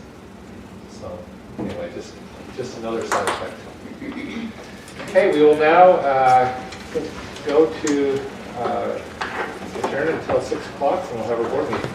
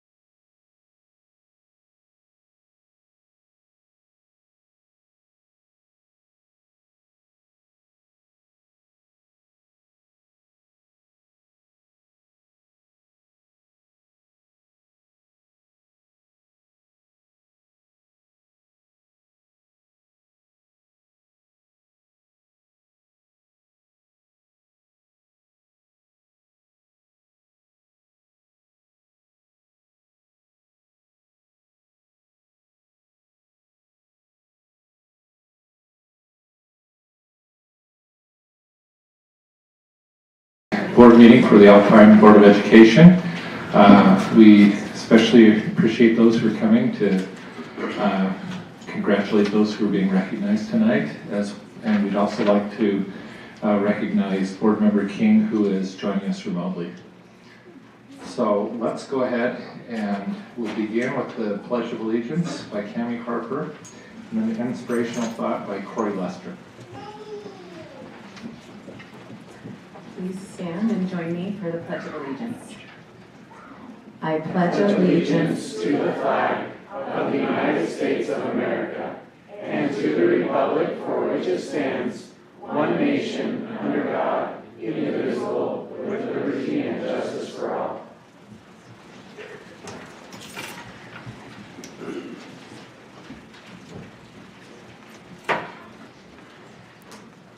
Hello, everyone. I appreciate the opportunity to be able to say something. I just wanted to share one of my favorite quotes that I thought was pretty apt for the situation.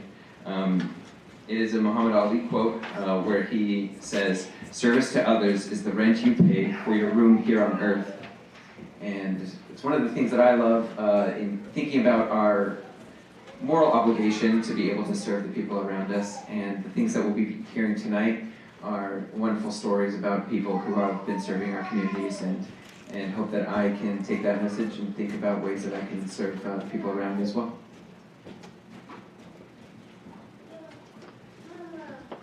We now have some recognitions. As the Board of Education, it's important for us to recognize various accomplishments made by students, employees, and patrons from throughout the Alpine School District. As we honor the individuals and groups this evening, we acknowledge the families and others that have helped them to achieve their goals. And we thank you so much for your support you've offered to those who will be recognizing. So our first recognition will be by Board Member Bonner. Okay, so the recipient of our March What Matters Most award is Radislava Papadopoulos, who goes by Roddy. Is she here? Come on up. So Roddy is a sophomore representing the Unified Athletic Program at Westlake High School. At the end of January, the entire student body and faculty of Westlake lined the Commons area at the school to cheer for Roddy as she learned she was selected for the National Unified Women's Soccer Team for the World Cup in Detroit this summer. She was also recently selected for the Unified Real Salt Lake Co-ed Traveling Team. Principal Christian Smith credits life skills teacher Loretta McClure for the tremendous impact the Unified Sports Program has had on the entire Westlake student body. He says, she spends hours preparing the athletes, their peer tutors, and paraeducators to ensure that everyone has a great experience.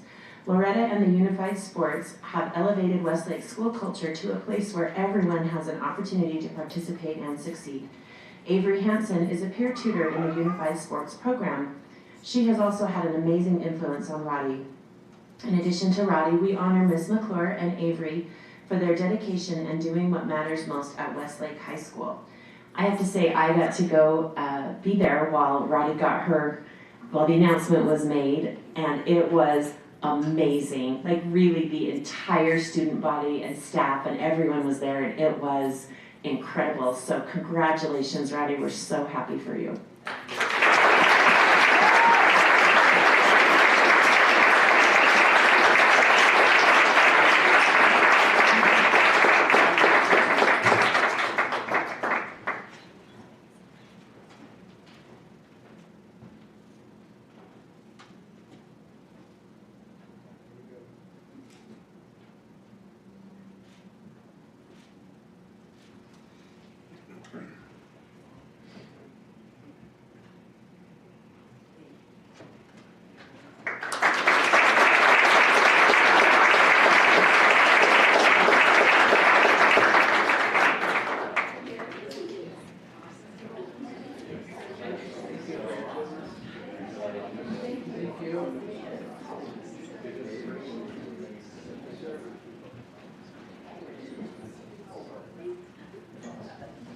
If there are family members or others here to support Roddy, we would love to have you, or Avery or Mrs. McClure, we'd love to have you stand and let us acknowledge you also.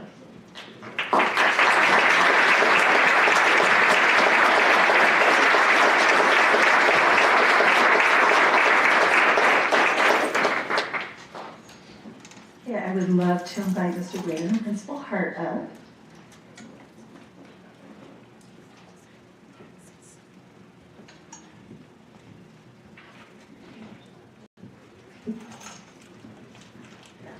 The State Board of Education recently announced that Quinn Graydon, fourth grade teacher at Meadow Elementary, has been selected as a 2022 finalist for the Presidential Awards for Excellence in Mathematics and Science Teaching.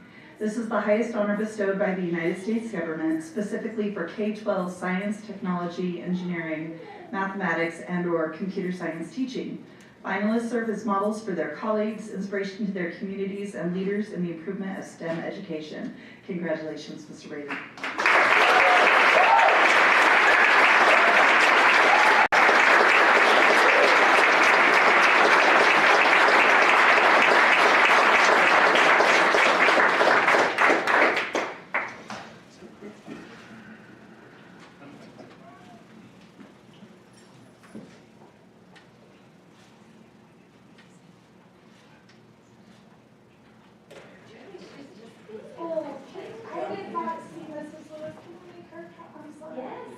Why didn't you wave at me when you took her up? You were hiding.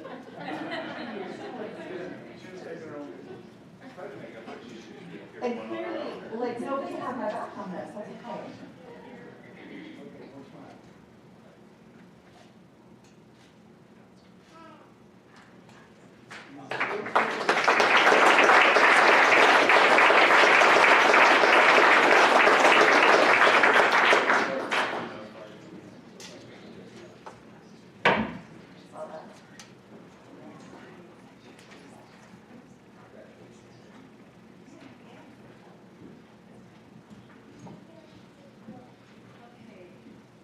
Is Harvey Sabatka here this evening?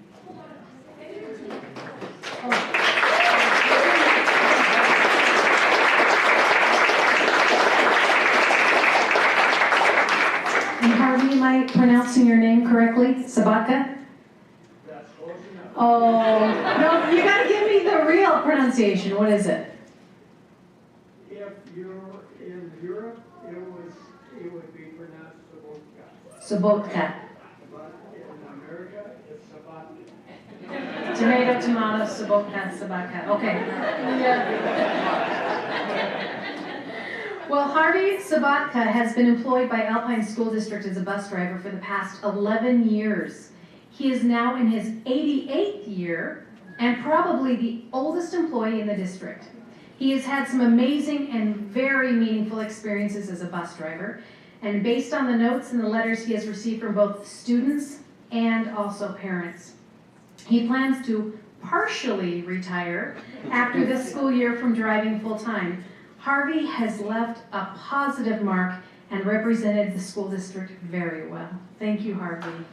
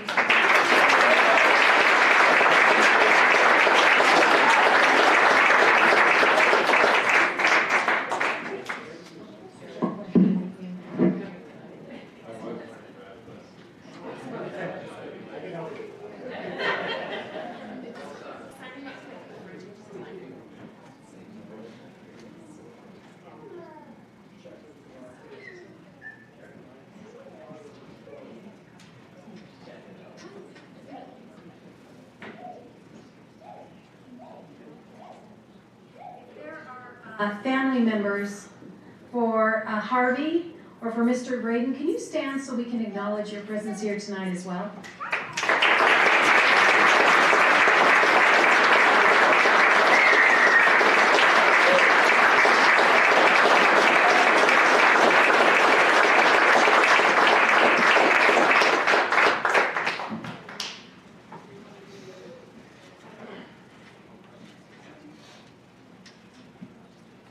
That's like family goals. I'm totally thrown off. Way to go, family.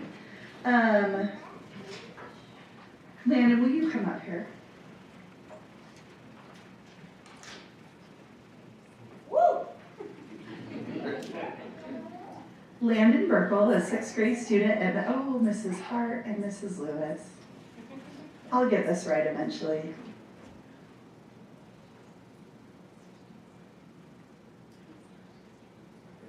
Yes? I clearly can't see anybody. I'm so sorry. I sure did look right at you when I came in. Landon's even like, get over here, get over here. David was right. I'm not going to make it. Okay. Lynn Merkel, a 6th grade student at Meadow Elementary, made an incredible Lego art piece for his teacher, Colin Seastrand, for Teacher Appreciation Week. Landon loves Legos, and the idea for this project was entirely his own. He found a photo of his teacher in his Google Classroom and put it into a pixel art app.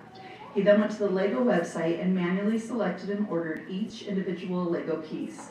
Landon spent 4 months working on the project, and it was truly a labor of love for a teacher who has impacted his life.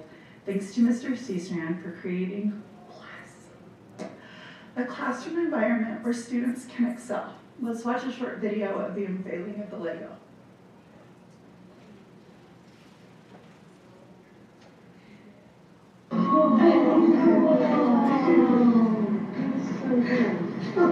I just kind of wanted to thank Mr. Seastrand for being like such a big part of my life and helping me not get through some hard stuff that's happened.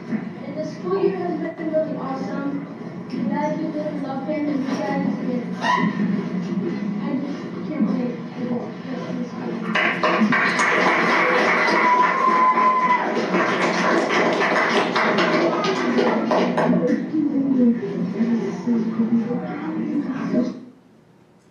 And now we will go through just a few photos of the Lego and the presentation. And you can find this on, it was posted to the Good News Instagram. Oh, you are a viral big deal. That currently has 379,900 likes and 2,300 comments. It's amazing, Landon. Can I make one thing? Sorry, no, I don't need that. So, I'll use my teacher voice. So we found out today when he did an interview with KSL, that yes, he ordered all of those individual pieces from Lego, however, they still have not arrived. So he used those and scrambled and looked around using his own pieces, and is still waiting for the right ones from Lego, which the right ones no longer didn't arrive. Those are his, making it work and problem solving.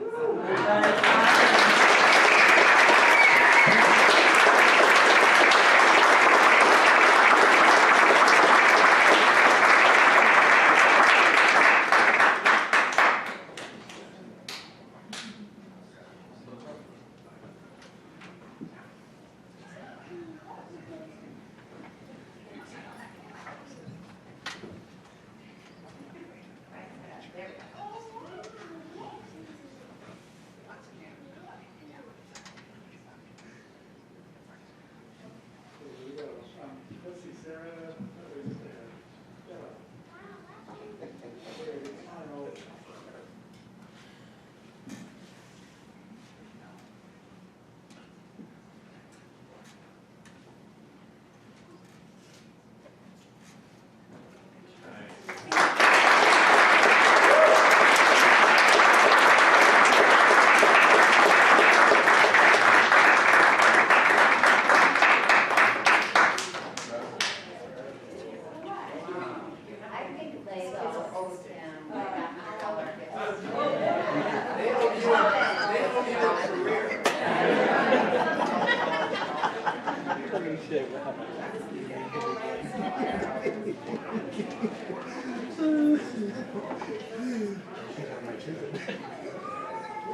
Yeah, probably.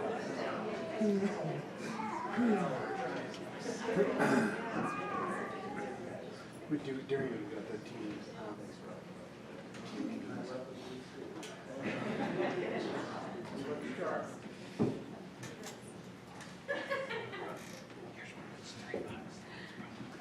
So if you are here to support either Landon or Mr. C. Strand, if you would also stand up, that we might appreciate you.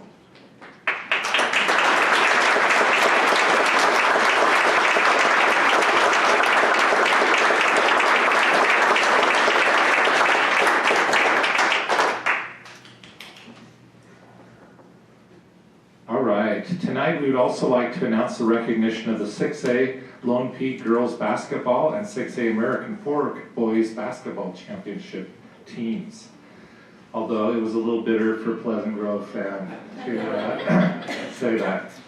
Certificates for these student athletes have been sent to their schools to be presented during their Teams at Work programs.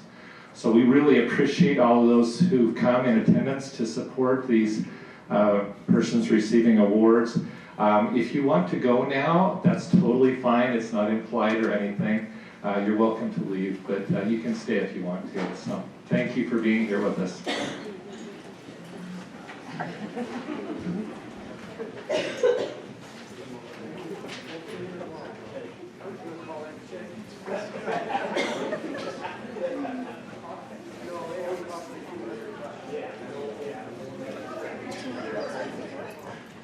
Yeah.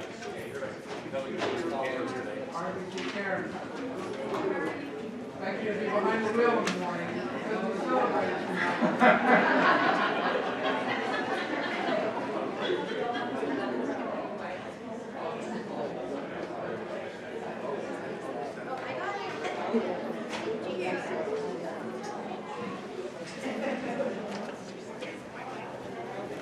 I think we also need to congratulate all of you who are staying after recognitions because we realize that you're really committed to education. Thank you for being here with us. We appreciate that a lot.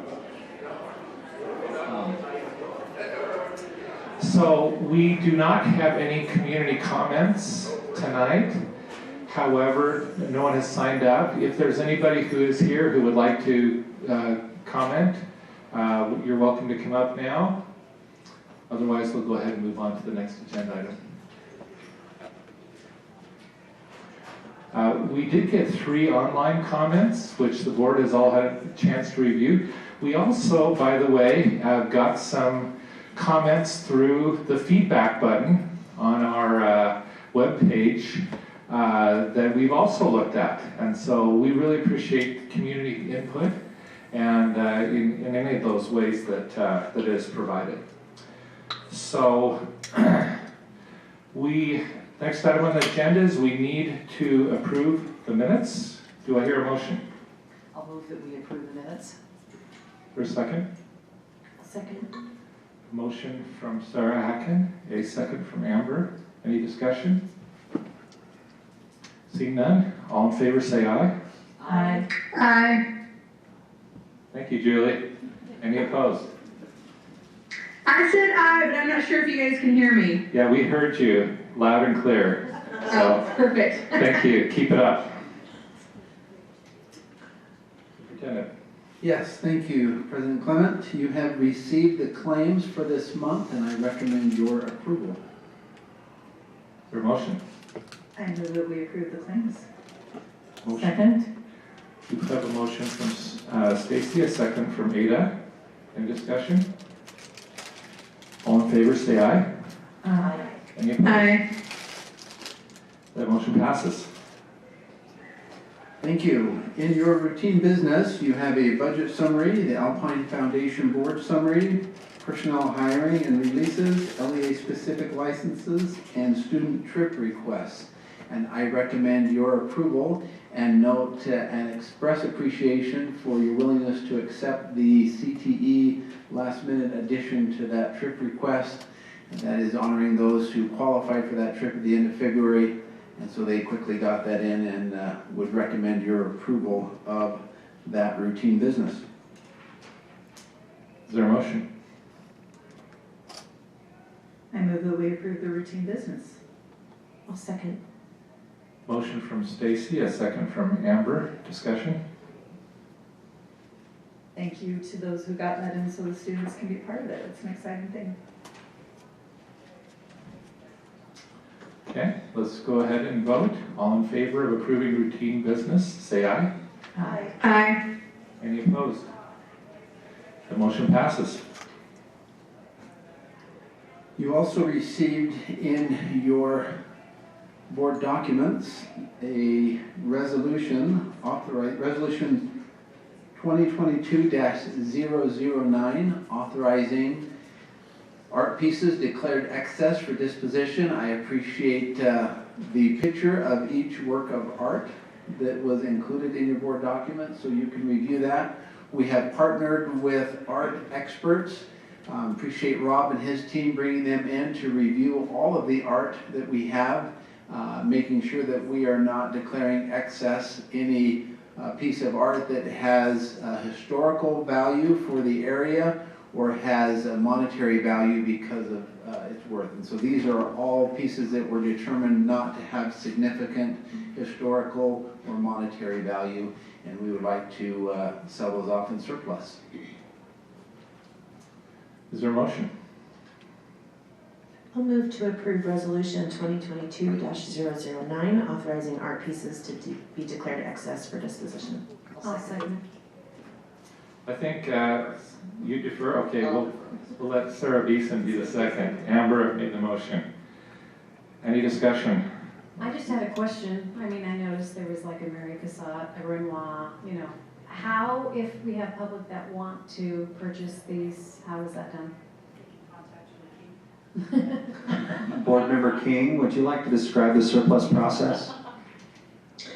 I would love to describe the surplus process. What questions do you have? How would a member of the public provide a bid on one of these pieces of art? Well, you just go to publicsurplus.com, open yourself an account, and then you bid on the appropriate items, and then if you win, you go to surplus and pick it up, and it's a great experience. I wanted to defer to the expert on that process. So thank you, Board Member King. I just think, I want to know, I'm disappointed. I was hoping we would find a Picasso and we could build another school after selling it, but no. Wait for 100 years. Okay, so we have a motion and a second to approve resolution 2022-009. All in favor say aye. Aye. Aye. Any opposed? The motion passes. Thank you, board members. The next resolution is 2022-010. This is authorizing the disposition of 34 buses that we are declaring excess. In your board documents, the list of all those buses were provided, the age of the bus and the mileage of the bus.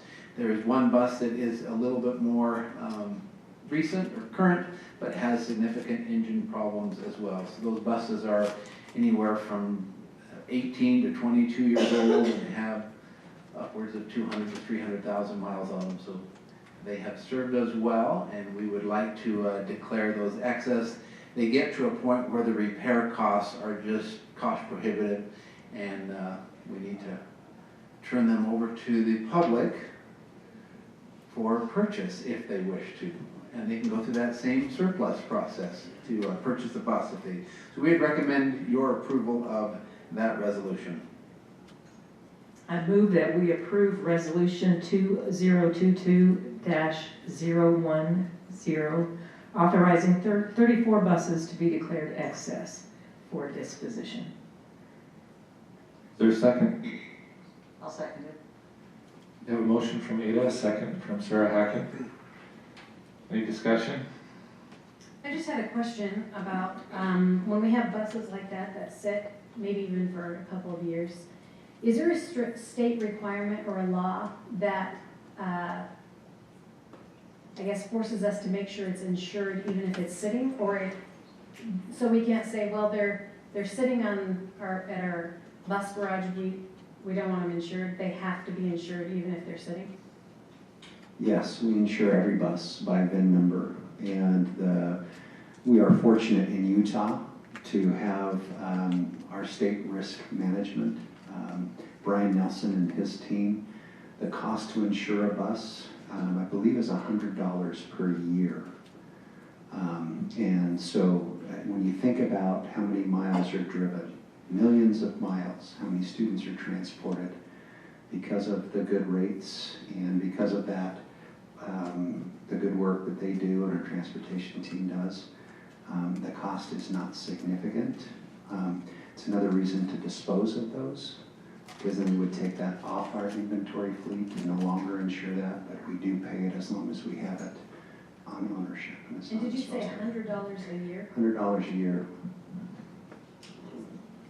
I did notice that most of these buses are well over the 1,000 mile mark, so they've served us well. Any other discussion? Okay, we have a motion and a second. All in favor say aye. Aye. Aye. Any opposed? Motion passes. Thank you. We have a single discussion item. I appreciate Rob Smith and his team for being here. And this is a discussion item that will be followed up by an action item in a future board meeting. But I'll turn some time over to Rob to discuss the 2022-2023 fee schedule and spend plans. Thank you, Superintendent. While I'm inviting Steve Reese, our Assistant Accounting Director, our Accounting Director, and Robert Boyer, our Assistant Accounting Director, to come forward, they're going to present to you tonight. But I also wanted to recognize the other members of our team on the back row. I had a board member lean over and say, "Who are those ladies in the back row?" Those are two fine accountants right there, B. Tweedy and Sherilyn Frost. That is B, yes. So anyway, our other accounting team members that are not here tonight too, they do a fantastic job supporting the schools, training the schools, looking for ways to improve what we do. And we're just going to highlight a few things tonight. We'll spend about 10-15 minutes. This is the first of 2 public meetings prior to the board adopting school fees for next year. Our online comments, there are a few comments on school fees as well. And Utah's unique in a lot of ways with how we process school fees. And I think you'll see continued changes legislatively and even locally on how we support students and access to programs. So with that, we'll turn the time. Looks like Robert's going to go first and then Steve will follow. Thanks. Thank you, Rob, Superintendent, board members. Appreciate this opportunity to go through these items with you. As Rob has mentioned, we're planning on going over recommended fee schedule changes for this next year, revised spend plans for the current year, and then spend plans for next year. Before I begin, I just want to echo what Rob said, appreciate the work of our accounting team and the principals, finance secretaries, teachers, coaches. This process of developing spend plans takes quite a bit of time and effort from everybody involved. So we just appreciate their work and their support as we go through this process. With the fee schedules, we receive feedback from the schools throughout the year on maybe some adjustments that they see maybe needed to the fee schedules. We take note of that. We discuss it as a team, discuss it with school personnel, with district administration and departments. So these recommended changes come from a collaborative group of individuals that are recommending these. We'll start out with the elementary fee schedule. The one minor adjustment that's being made there is wanting to remove 3-day from the Clear Creek 3-day summer camp.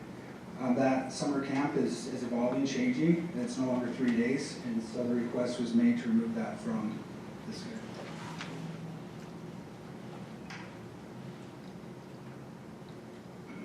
Moving on to middle schools, a lot of the changes to the secondary schedules are name changes to provide more clarity and unity in the schedule and to simplify kind of the process that the schools go through on developing their fees for their courses.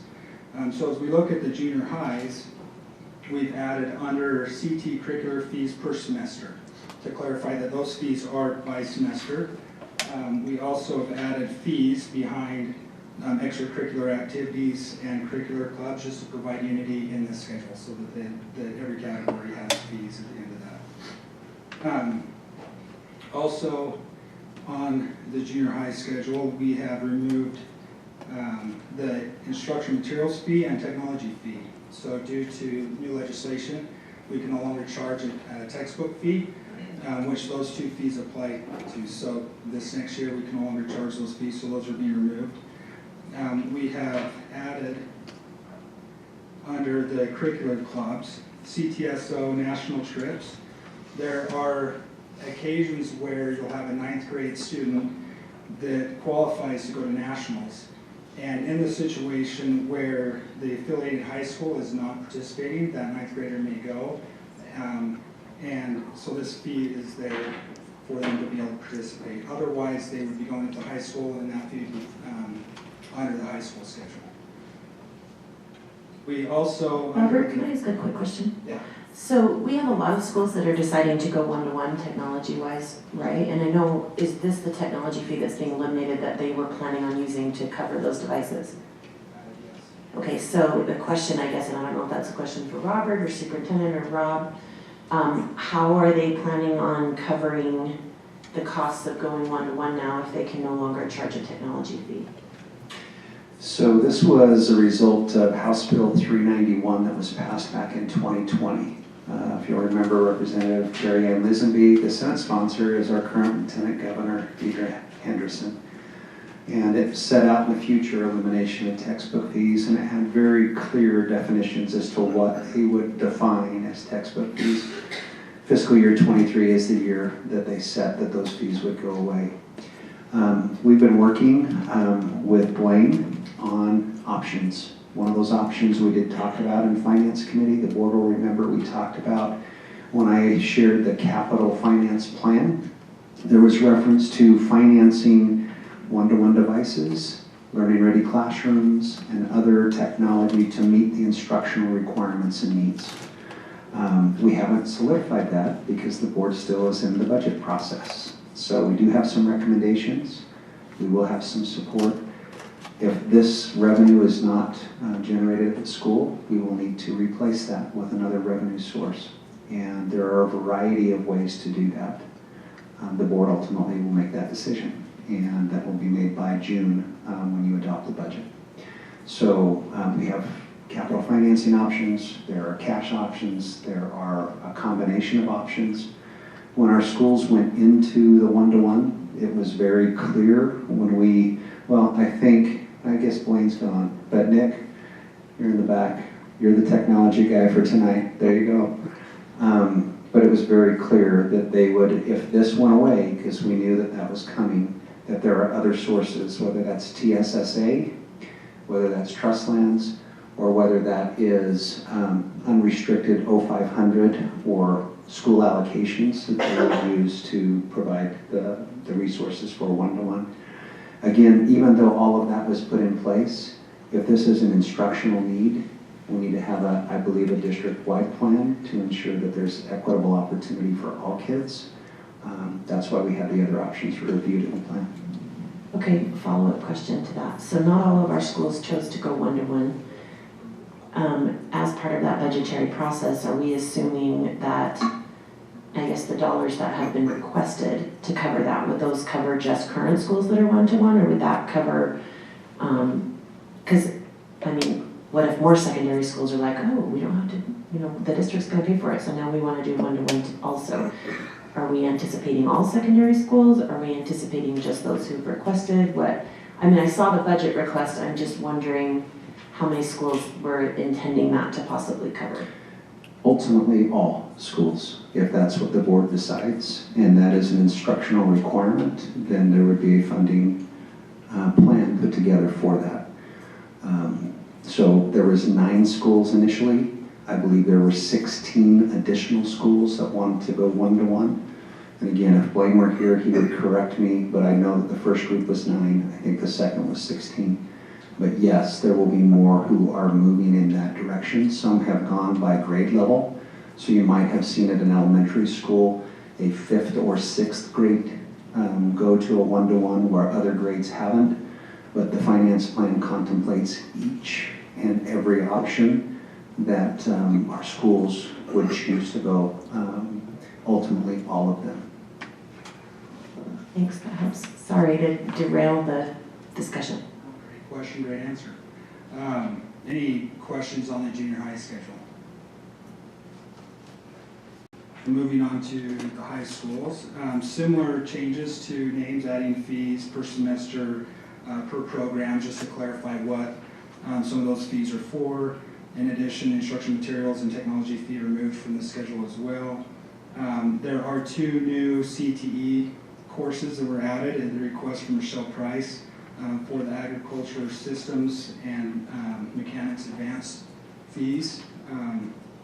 And then looking down at the curricular clubs, there's some, the CTE fees were removed to try to help simplify looking at the club fees. So those programs can use the club dues, the overnight trips, and those fees that are listed there under that category. Let's see. Next is the East Shore.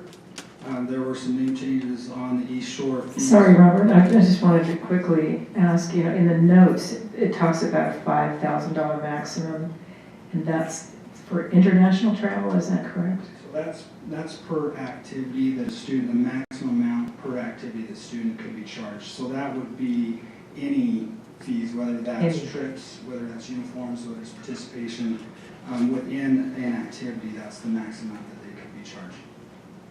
Thank you. Board Member Wilson, I'm going to jump in there, Robert, since I already spoke way too much. I just didn't see anything at that level in the list, so. Yeah, so I appreciate Robert's explanation, but I wanted to clarify. The board sets a maximum fee.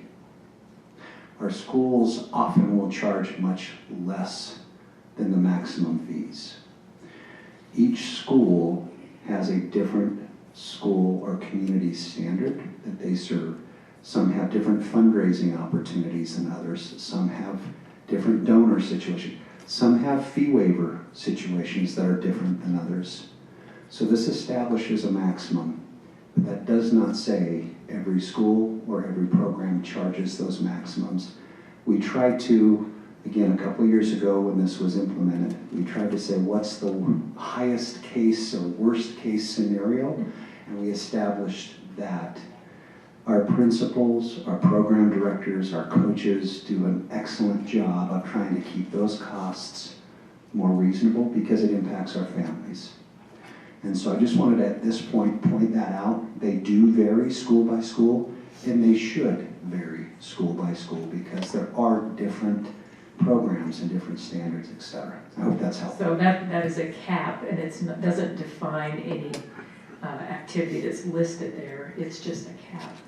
It's a 5,000 cap, and Robert explained that, I think, very well. Thank you. Edith, it seems to me, if I remember right, that we discussed that in connection with a school that wanted to take a group of students to China. And that we felt like that would be the absolute max that we could even talk about with that. So I think that was part of that discussion originally. Thank you. Robert, I did have a question, and I do appreciate the local government control of each school, and I know that each program differs in size. Some bands are bigger than others, and other football teams, etc. I know that, like on the top where it says fees for all students and it lists a locker fee, I know it's only for $2, but what if a student never uses a locker? What is that fee for exactly? So I believe the schools have gotten to the point where that's an optional fee. And so if the student is going to utilize the locker, then that fee may be charged. Okay. And these are max fees, so not all schools will charge that amount. They could charge less than that, but they cannot charge more than the amounts there is.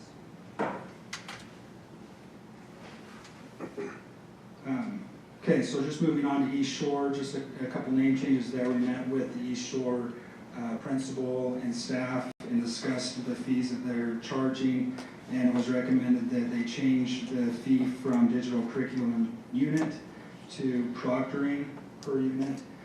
That goes along with the textbook fee. It's not a textbook fee. The fees that are being assessed for East Shore are for proctors, for salaries.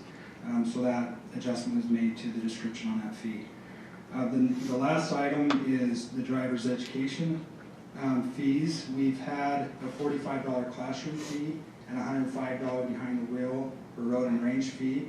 It's been recommended as we've met with Matt Norman that those two fees be combined into one, which would be $160, which if we do the math is a $10 increase. The reason for the $10 increase is there's been a new requirement that they provide a separate tester for the road and range process. And so they're paying the tester a $20 payment per student. And so the costs have gone up on what that is for the behind the wheel portion. So the additional $10 is going to help cover that cost.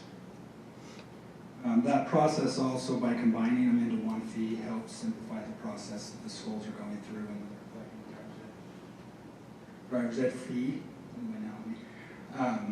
So it's to help them as well, so that the process isn't as difficult for them. Any questions on any of these fee schedules?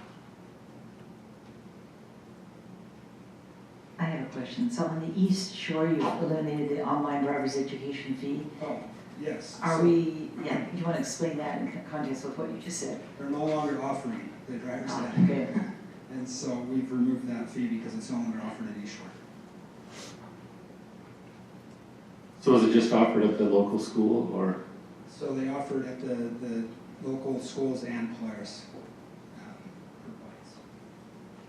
Because we used to do that, and then we moved it all out of the schools when they were moving it back. Is that right? So the classes are offered outside of the school day at the high schools and Polaris. There's one school in Mountain View that provides the class instruction during the school day, but the others are outside. Is that your? Yeah, it's an online course now for most of the schools, and then they just do their driving with the teachers of the school that are in charge of it.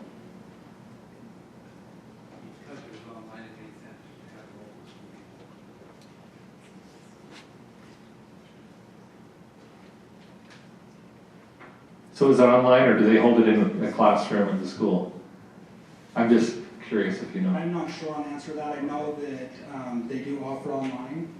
I'm not sure if they're doing in-class as well, but I do know that it is an online course that my daughter just went through to Home Peak. It was online, so I'm not sure. I think most of them are doing it online now. I think we only have one or two schools that still offer it during the day. Yeah, there is one that is in class, the others are online, from my understanding.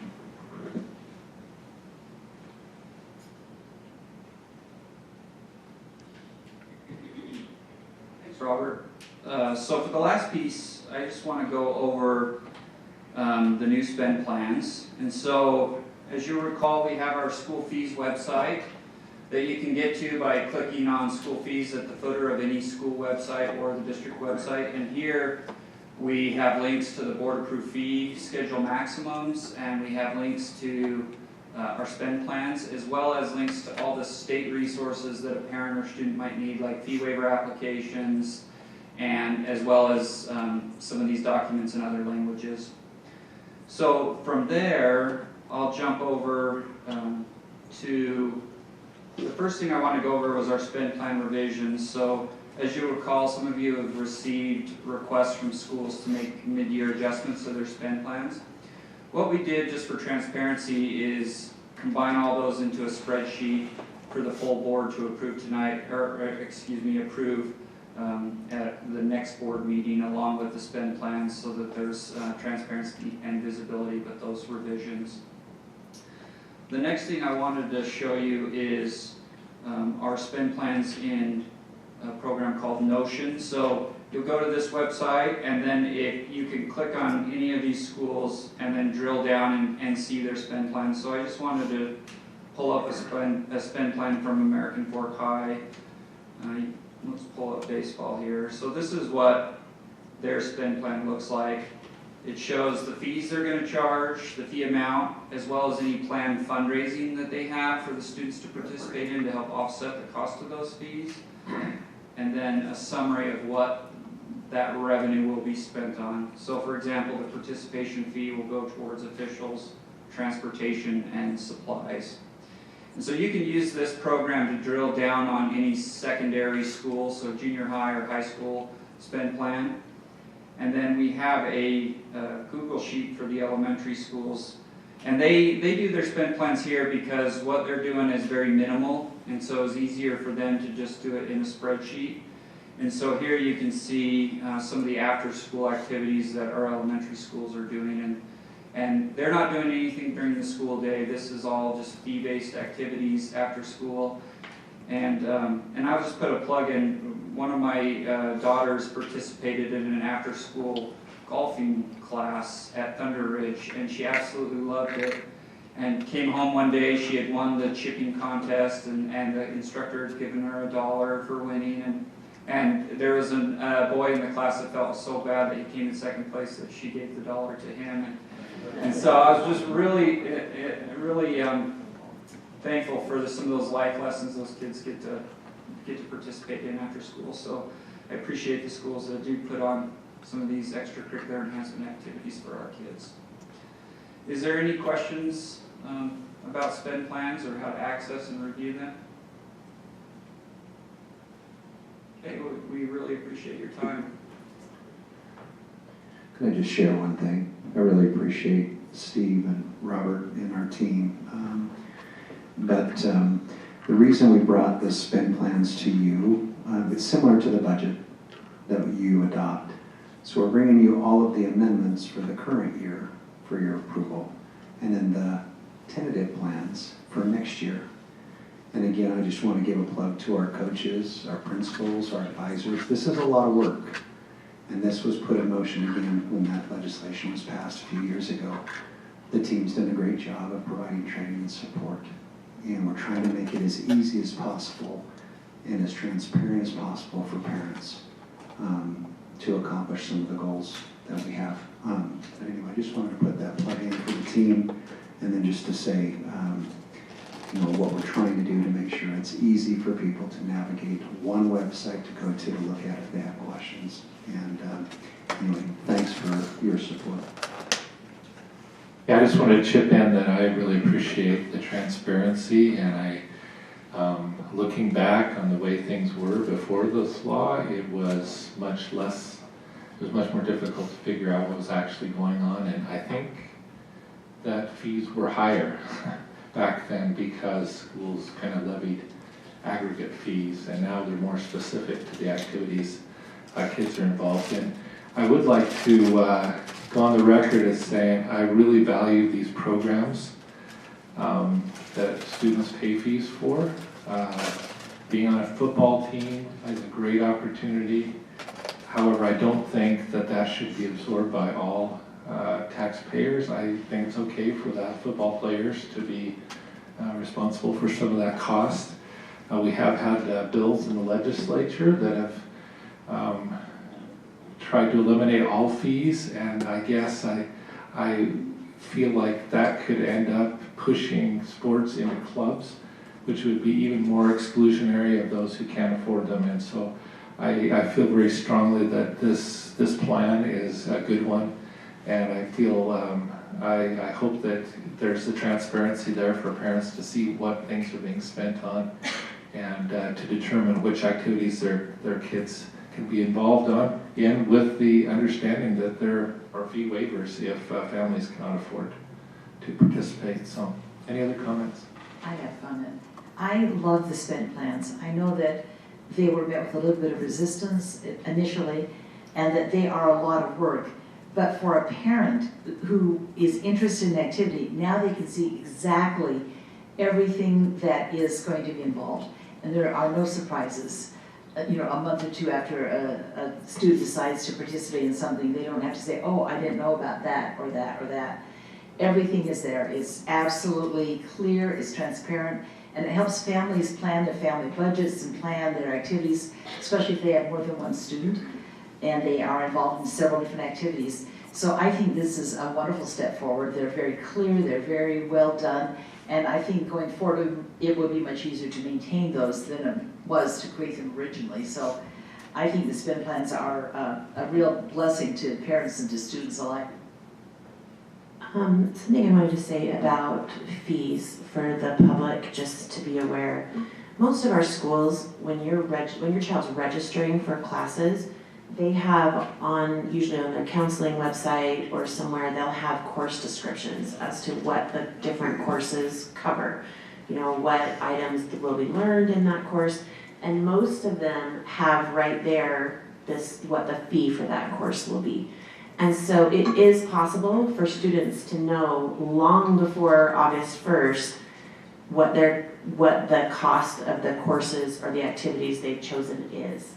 And I think that maybe not enough parents are aware of that, because if you register in April and that information is already available to you, then you have that 4 or 5 months to know what you're going, what it's going to be. I know part of what's really hard for parents is when they suddenly get that letter August 1st and all of a sudden they owe $300 or something, and I sympathize with that. My kids are close together and we've had 5 kids in secondary at the same time, and that's really expensive.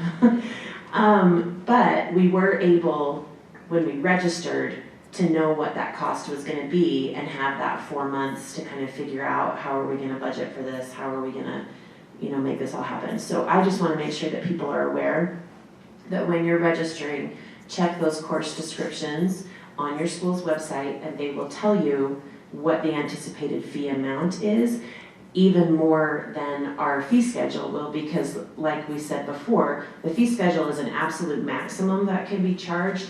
Most schools are not charging the maximum for every activity. In fact, I don't think any school is charging the maximum for every activity. So if you want to know exactly what your school is charging for ceramics or for drama or for, I don't know what, then you can find that out on that website.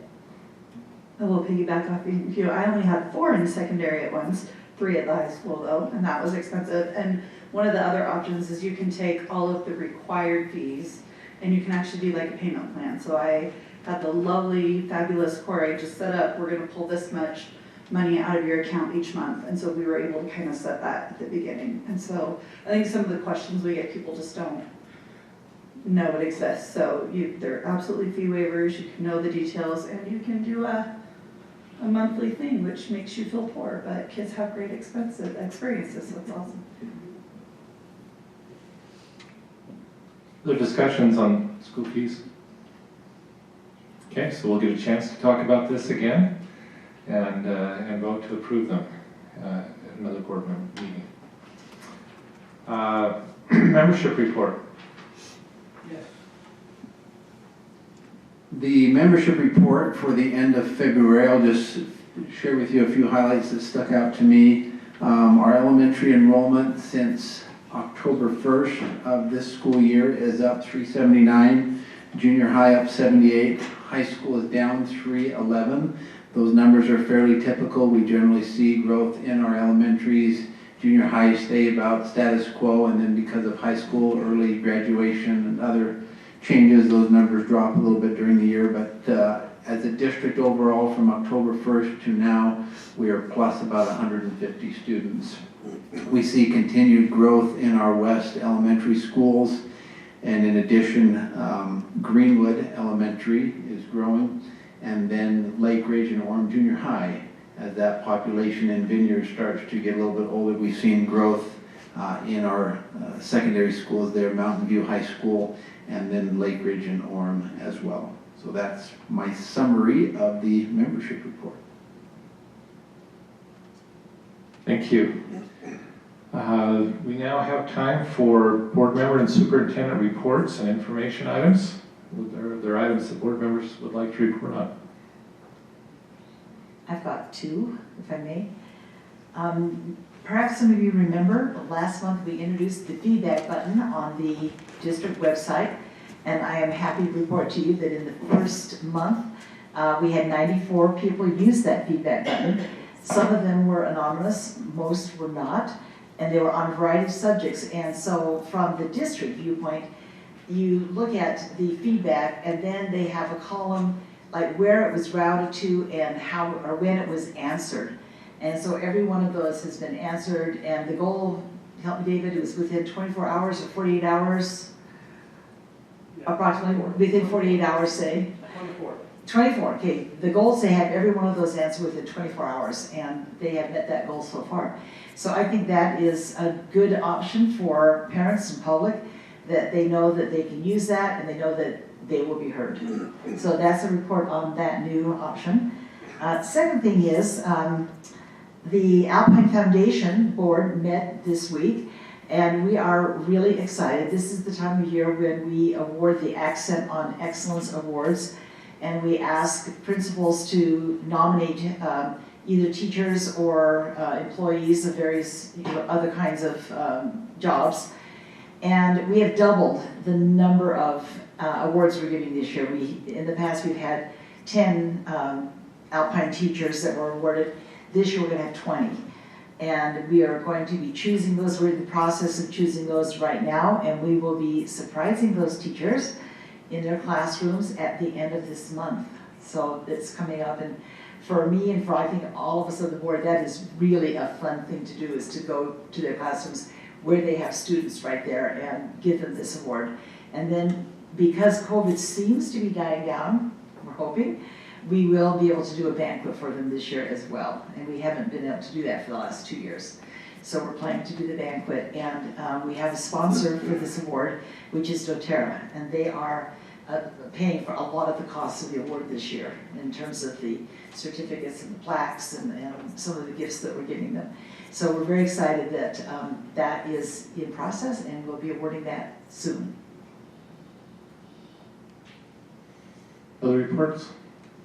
Yes, I would like to, I think it would be helpful for the public to hear from board members who participated on the legislative committee. I commend all of our board members for their tireless engagement in the legislative process to represent the students and families of Alpine School District. Our employees as well appreciate your advocacy on behalf of the district. A significant amount of time and energy and contact was spent, and appreciate the legislature for the resources that they've allocated to public education, and would love to hear from a few of those board members who participated on that committee to give a kind of a summary and update of their thoughts about the legislative session.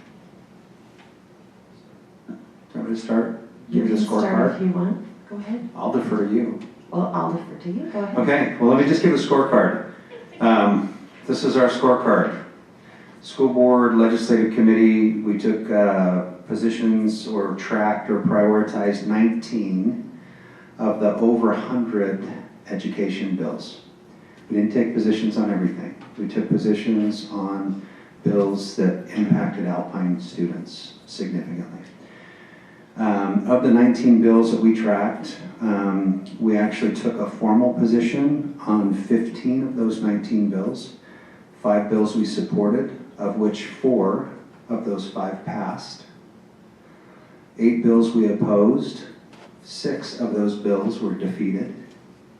And 2 bills that we had a hold position on did not pass. So when you look at results, that's a pretty darn good scorecard. And with that, I just would echo the superintendent's comments. Your board, my assistant Dan Hardman, we had an intern from UVU, Miriam Draper. She was fantastic, but they were very active advocating for your kids, and it's a privilege to be part of that support, so thanks. So I'll go next. Being on the Ledge Committee is quite the project sometimes. I don't know how you can keep track of what's happening on the Hill unless you're there all day, every day for the entire 6 weeks. Like real, and even then you can't, because you're either in the House or in the Senate and something's going on in the other one. And I appreciate the opportunity to work with our legislators and to hear the concerns that they're hearing. And I appreciate the care with which they approach concerns about education. I think that sometimes there's not sometimes, always there's a tension between education leaders and the legislature. And I think most of the time that's a healthy tension because sometimes they hear different feedback than we hear. Sometimes, I mean, they have more than one thing they're trying to fund and to take care of, and we just want to talk about schools. And so most of the time that's a healthy tension. I think sometimes this year it crossed into a not so healthy tension, and I feel badly about that because I know that our legislators, especially the ones that we've gotten to work with here in Utah County, they really care about our kids. They care about our kids, they care about our schools. They want good things to happen for kids and for schools. And I think that something that's really valuable for them is for us as parents, for us as teachers, for us as administrators to be reaching out to them and saying, hey, this is the concern I have. This is how this possible thing you're looking at might affect me, for good or for bad, so that they have a big picture of how they're looking at things. Because sometimes they may have heard a story from one segment of the populace about how something will help or not help them, and they may not know that there's another group that will be just as damaged or just as helped in the opposite way. And so they have a really hard job, and I appreciate them for being willing to do that. I appreciate them for the time that they put in, because we put in long hours sometimes on school board, sometimes really long, but not like that, not like 6 weeks of, 60 or 80 hour weeks or whatever it is for them. And so I just want to give some appreciation for that. Also, we have a lot of school board members, we have a lot of administrators, and a lot of people in the education community that spend a lot of time trying to help legislators understand what our needs are and how they can help us, and also how they can help us improve.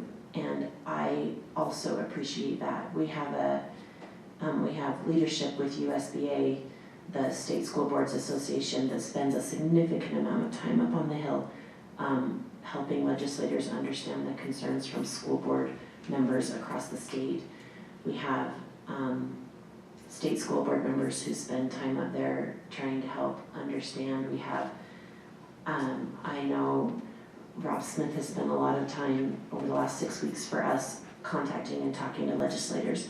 So I think this is a group project. This is a group project with our legislators, and as much as all of us hate that we don't have full control in a group project, at least if you're like me and you're a little bit type A, you hate that.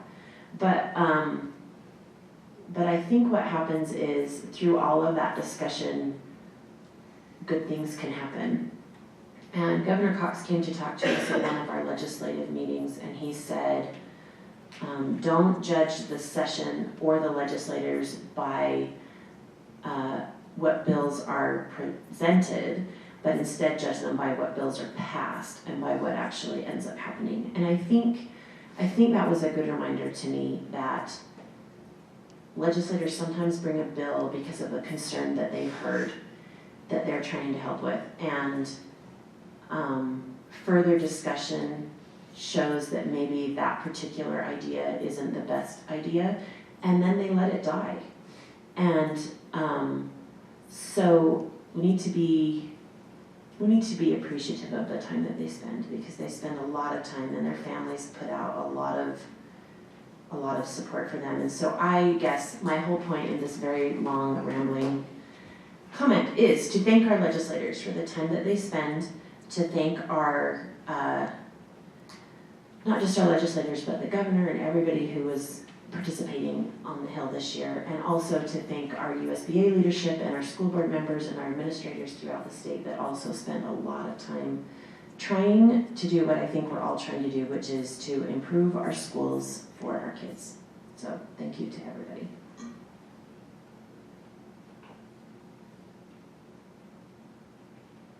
In some ways, it feels like it was 1,000 years ago that we did that season.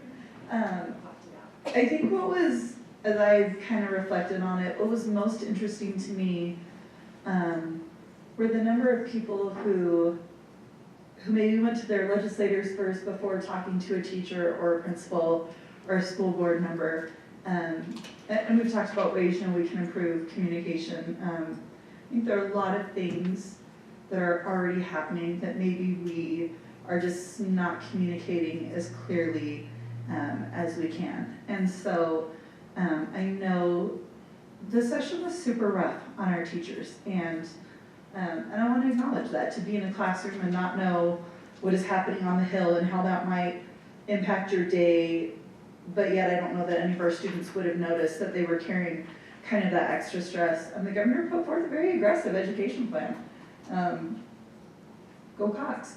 And so I think when we look at the things that have happened, I would just love for everybody, like, let that first point of contact be your teacher if you have a concern. And if you still have concerns, then go to the principal. I think sometimes it's hard when things get sent straight to them and then we explain, well, that's not actually us, that falls under the state board. Or I think it's complex, right, who owns what thing. So I'm appreciative to the ones who said, you know what, this isn't quite right, and we're gonna wait and work on this in the interim. And I think the older I get, the more I appreciate people who are willing to work with others and get to the right place. We decided that's a sign of wisdom and maturity, that something may start out one way, and also in those conversations where we realize that it's not so much a statewide issue as maybe isolated in one district. And so being able to have those conversations and say, here's what Alpine does, here's the people you can talk to in other districts, how we know how they handle things, because I think so many of the concerns really are being addressed. We just maybe don't get that out, or sometimes, we get long emails from schools, and if it's 3 scrolls, that's too many scrolls on your phone, right? So I appreciate our teachers for the professionalism that they displayed through this entire session when they rightfully felt attacked in their profession. And so for them to keep moving forward and not let the quality of instruction slide at all, I'm grateful for them for doing that. I'm grateful that the session is over. I look forward as we try to do some things now in the federal landscape to help our kids and get ready for next year. Terrific. I'm just going to kind of go through our list here in more detail, particularly for some people here that might be interested in specific bills. Again, we were excited that HB 113 passed, which provides more SPED funding, at least particularly for growing SPED populations. We have a bill, HB 193, to provide full-day kindergarten. It's partially funded. So at least I think the legislature was showing a real interest in improving education, and full-day kindergarten has been shown to be important in helping particular populations to succeed. We actually got a couple bills that we opposed, didn't pass. We asked that if you're going to remove school fees, that you fund that, and so that bill didn't end up passing. We were excited for a bill that we kind of supported to allow large school districts to expand to 9 members if they wanted to. So that showed some concern for what school boards need. Let's see, a couple of things that were not as good. We had some expansion of voucher programs to families that have SPED kids that I feel concerned about. However, the big voucher bill didn't end up passing, so that was good. I had a couple of other things that I wanted to make note of. Towards the end of the session, we passed HB 11, which prohibited transgender girls from participating in high school sports. The governor said he's going to veto that. However, that is a cautionary tale, that's a sentiment that has wide support because it passed the legislature. I also think it was interesting to probably ought to note the funding. The legislature has provided significant funding for education, and we really appreciate that. Hopefully that will allow teachers to feel that even if there are bills that seem to be hard on them, that we value their service. I think there were a couple others that I was a little bit concerned about. Probably SB 211 was passed on the last day of the session, which renamed the Education Fund to the Income Tax Fund. And this is a preemptive move to then change the Constitution so that the income tax can be spent on anything that the legislature wants. I have talked to several legislators and the governor who feels like this is inevitable. I think that our task next year is to try to work with them to make sure that we don't harm education. But at the same time, that is a reality that most people think it's inevitable. So we'll have to see what we can do with that. So that's kind of my summary. Any other comments or reports on other items that board members have? Well, at the end of any legislative session, there follows a lot of policy adjustments. So I serve on the policy committee, and we will be looking very carefully at legislation that affects our policy and make sure that we are in compliance. Wow. Sometimes that's a big, heavy lift. I also wanted to just briefly report on the Teaching and Learning Committee. This board wants to be focused on student achievement, and our committees reflect that commitment, those goals. Today we talked about, kind of analyzed what the past 2 years have taught us about online student learning. The main thing is that it doesn't work without some connections. And we talked about ways that we can create connections with teachers, with schools, with other students in that experience. Basically, we see success when there's connection, and we don't see that success when students are left on their own online. We had ongoing discussions about our plans for a strategic plan going forward, and look forward to the full unrolling of that. Also, I was happy to receive a report in the Teaching and Learning Committee that there is going to be an ongoing focus on secondary literacy, which is our older students that are not reading at an adequate level. To me, this is something that needs to be addressed, and I'm happy to see that our principals and our leadership team is working actively on that goal. Thank you. Can I say one more quick thing? I'll be quick this time. So we had a capital planning meeting today, and we talked about some of the projects that we'll be coming up with, we'll be starting in the next little while. That's the word I was looking for.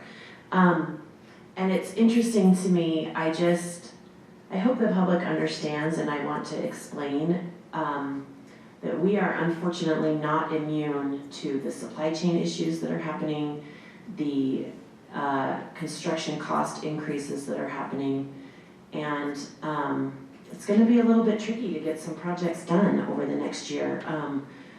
Our director of operations told us today, I think he said the lead time on steel is like 7 months or something like that. And so as we're trying to get projects done, of course we use steel because we build big old things. And it's going to be interesting to see if we're able to complete some of these projects in the time that we had hoped to be able to complete them, because we can't get the materials. And so I'm hoping that the public will be patient with us as we try to continue to make improvements to schools, to continue to try to build new schools and all of those kinds of things. It's going to cost more and take longer than we had hoped or wanted, and I think cost more and take longer. Maybe that's gonna be the new motto for a while for building, because it's just gonna be difficult. So, I just wanna make sure the public's aware of that, hope that they will be patient with us as we're trying to complete these projects, because it's gonna be difficult. Any other comments? I have Board Member King on my phone. Well, she's listening on my phone. She was not able to pick up the sound, so I reached out to her and she does not have any. So she's been listening, hearing what you said, and does not have any reports. Perfect. Well, it's somewhat unusual that we do not have need for a closed session. So I will hear a motion to adjourn. Motion from Stacy. I'll second it. Second from Sarah. We stand adjourned.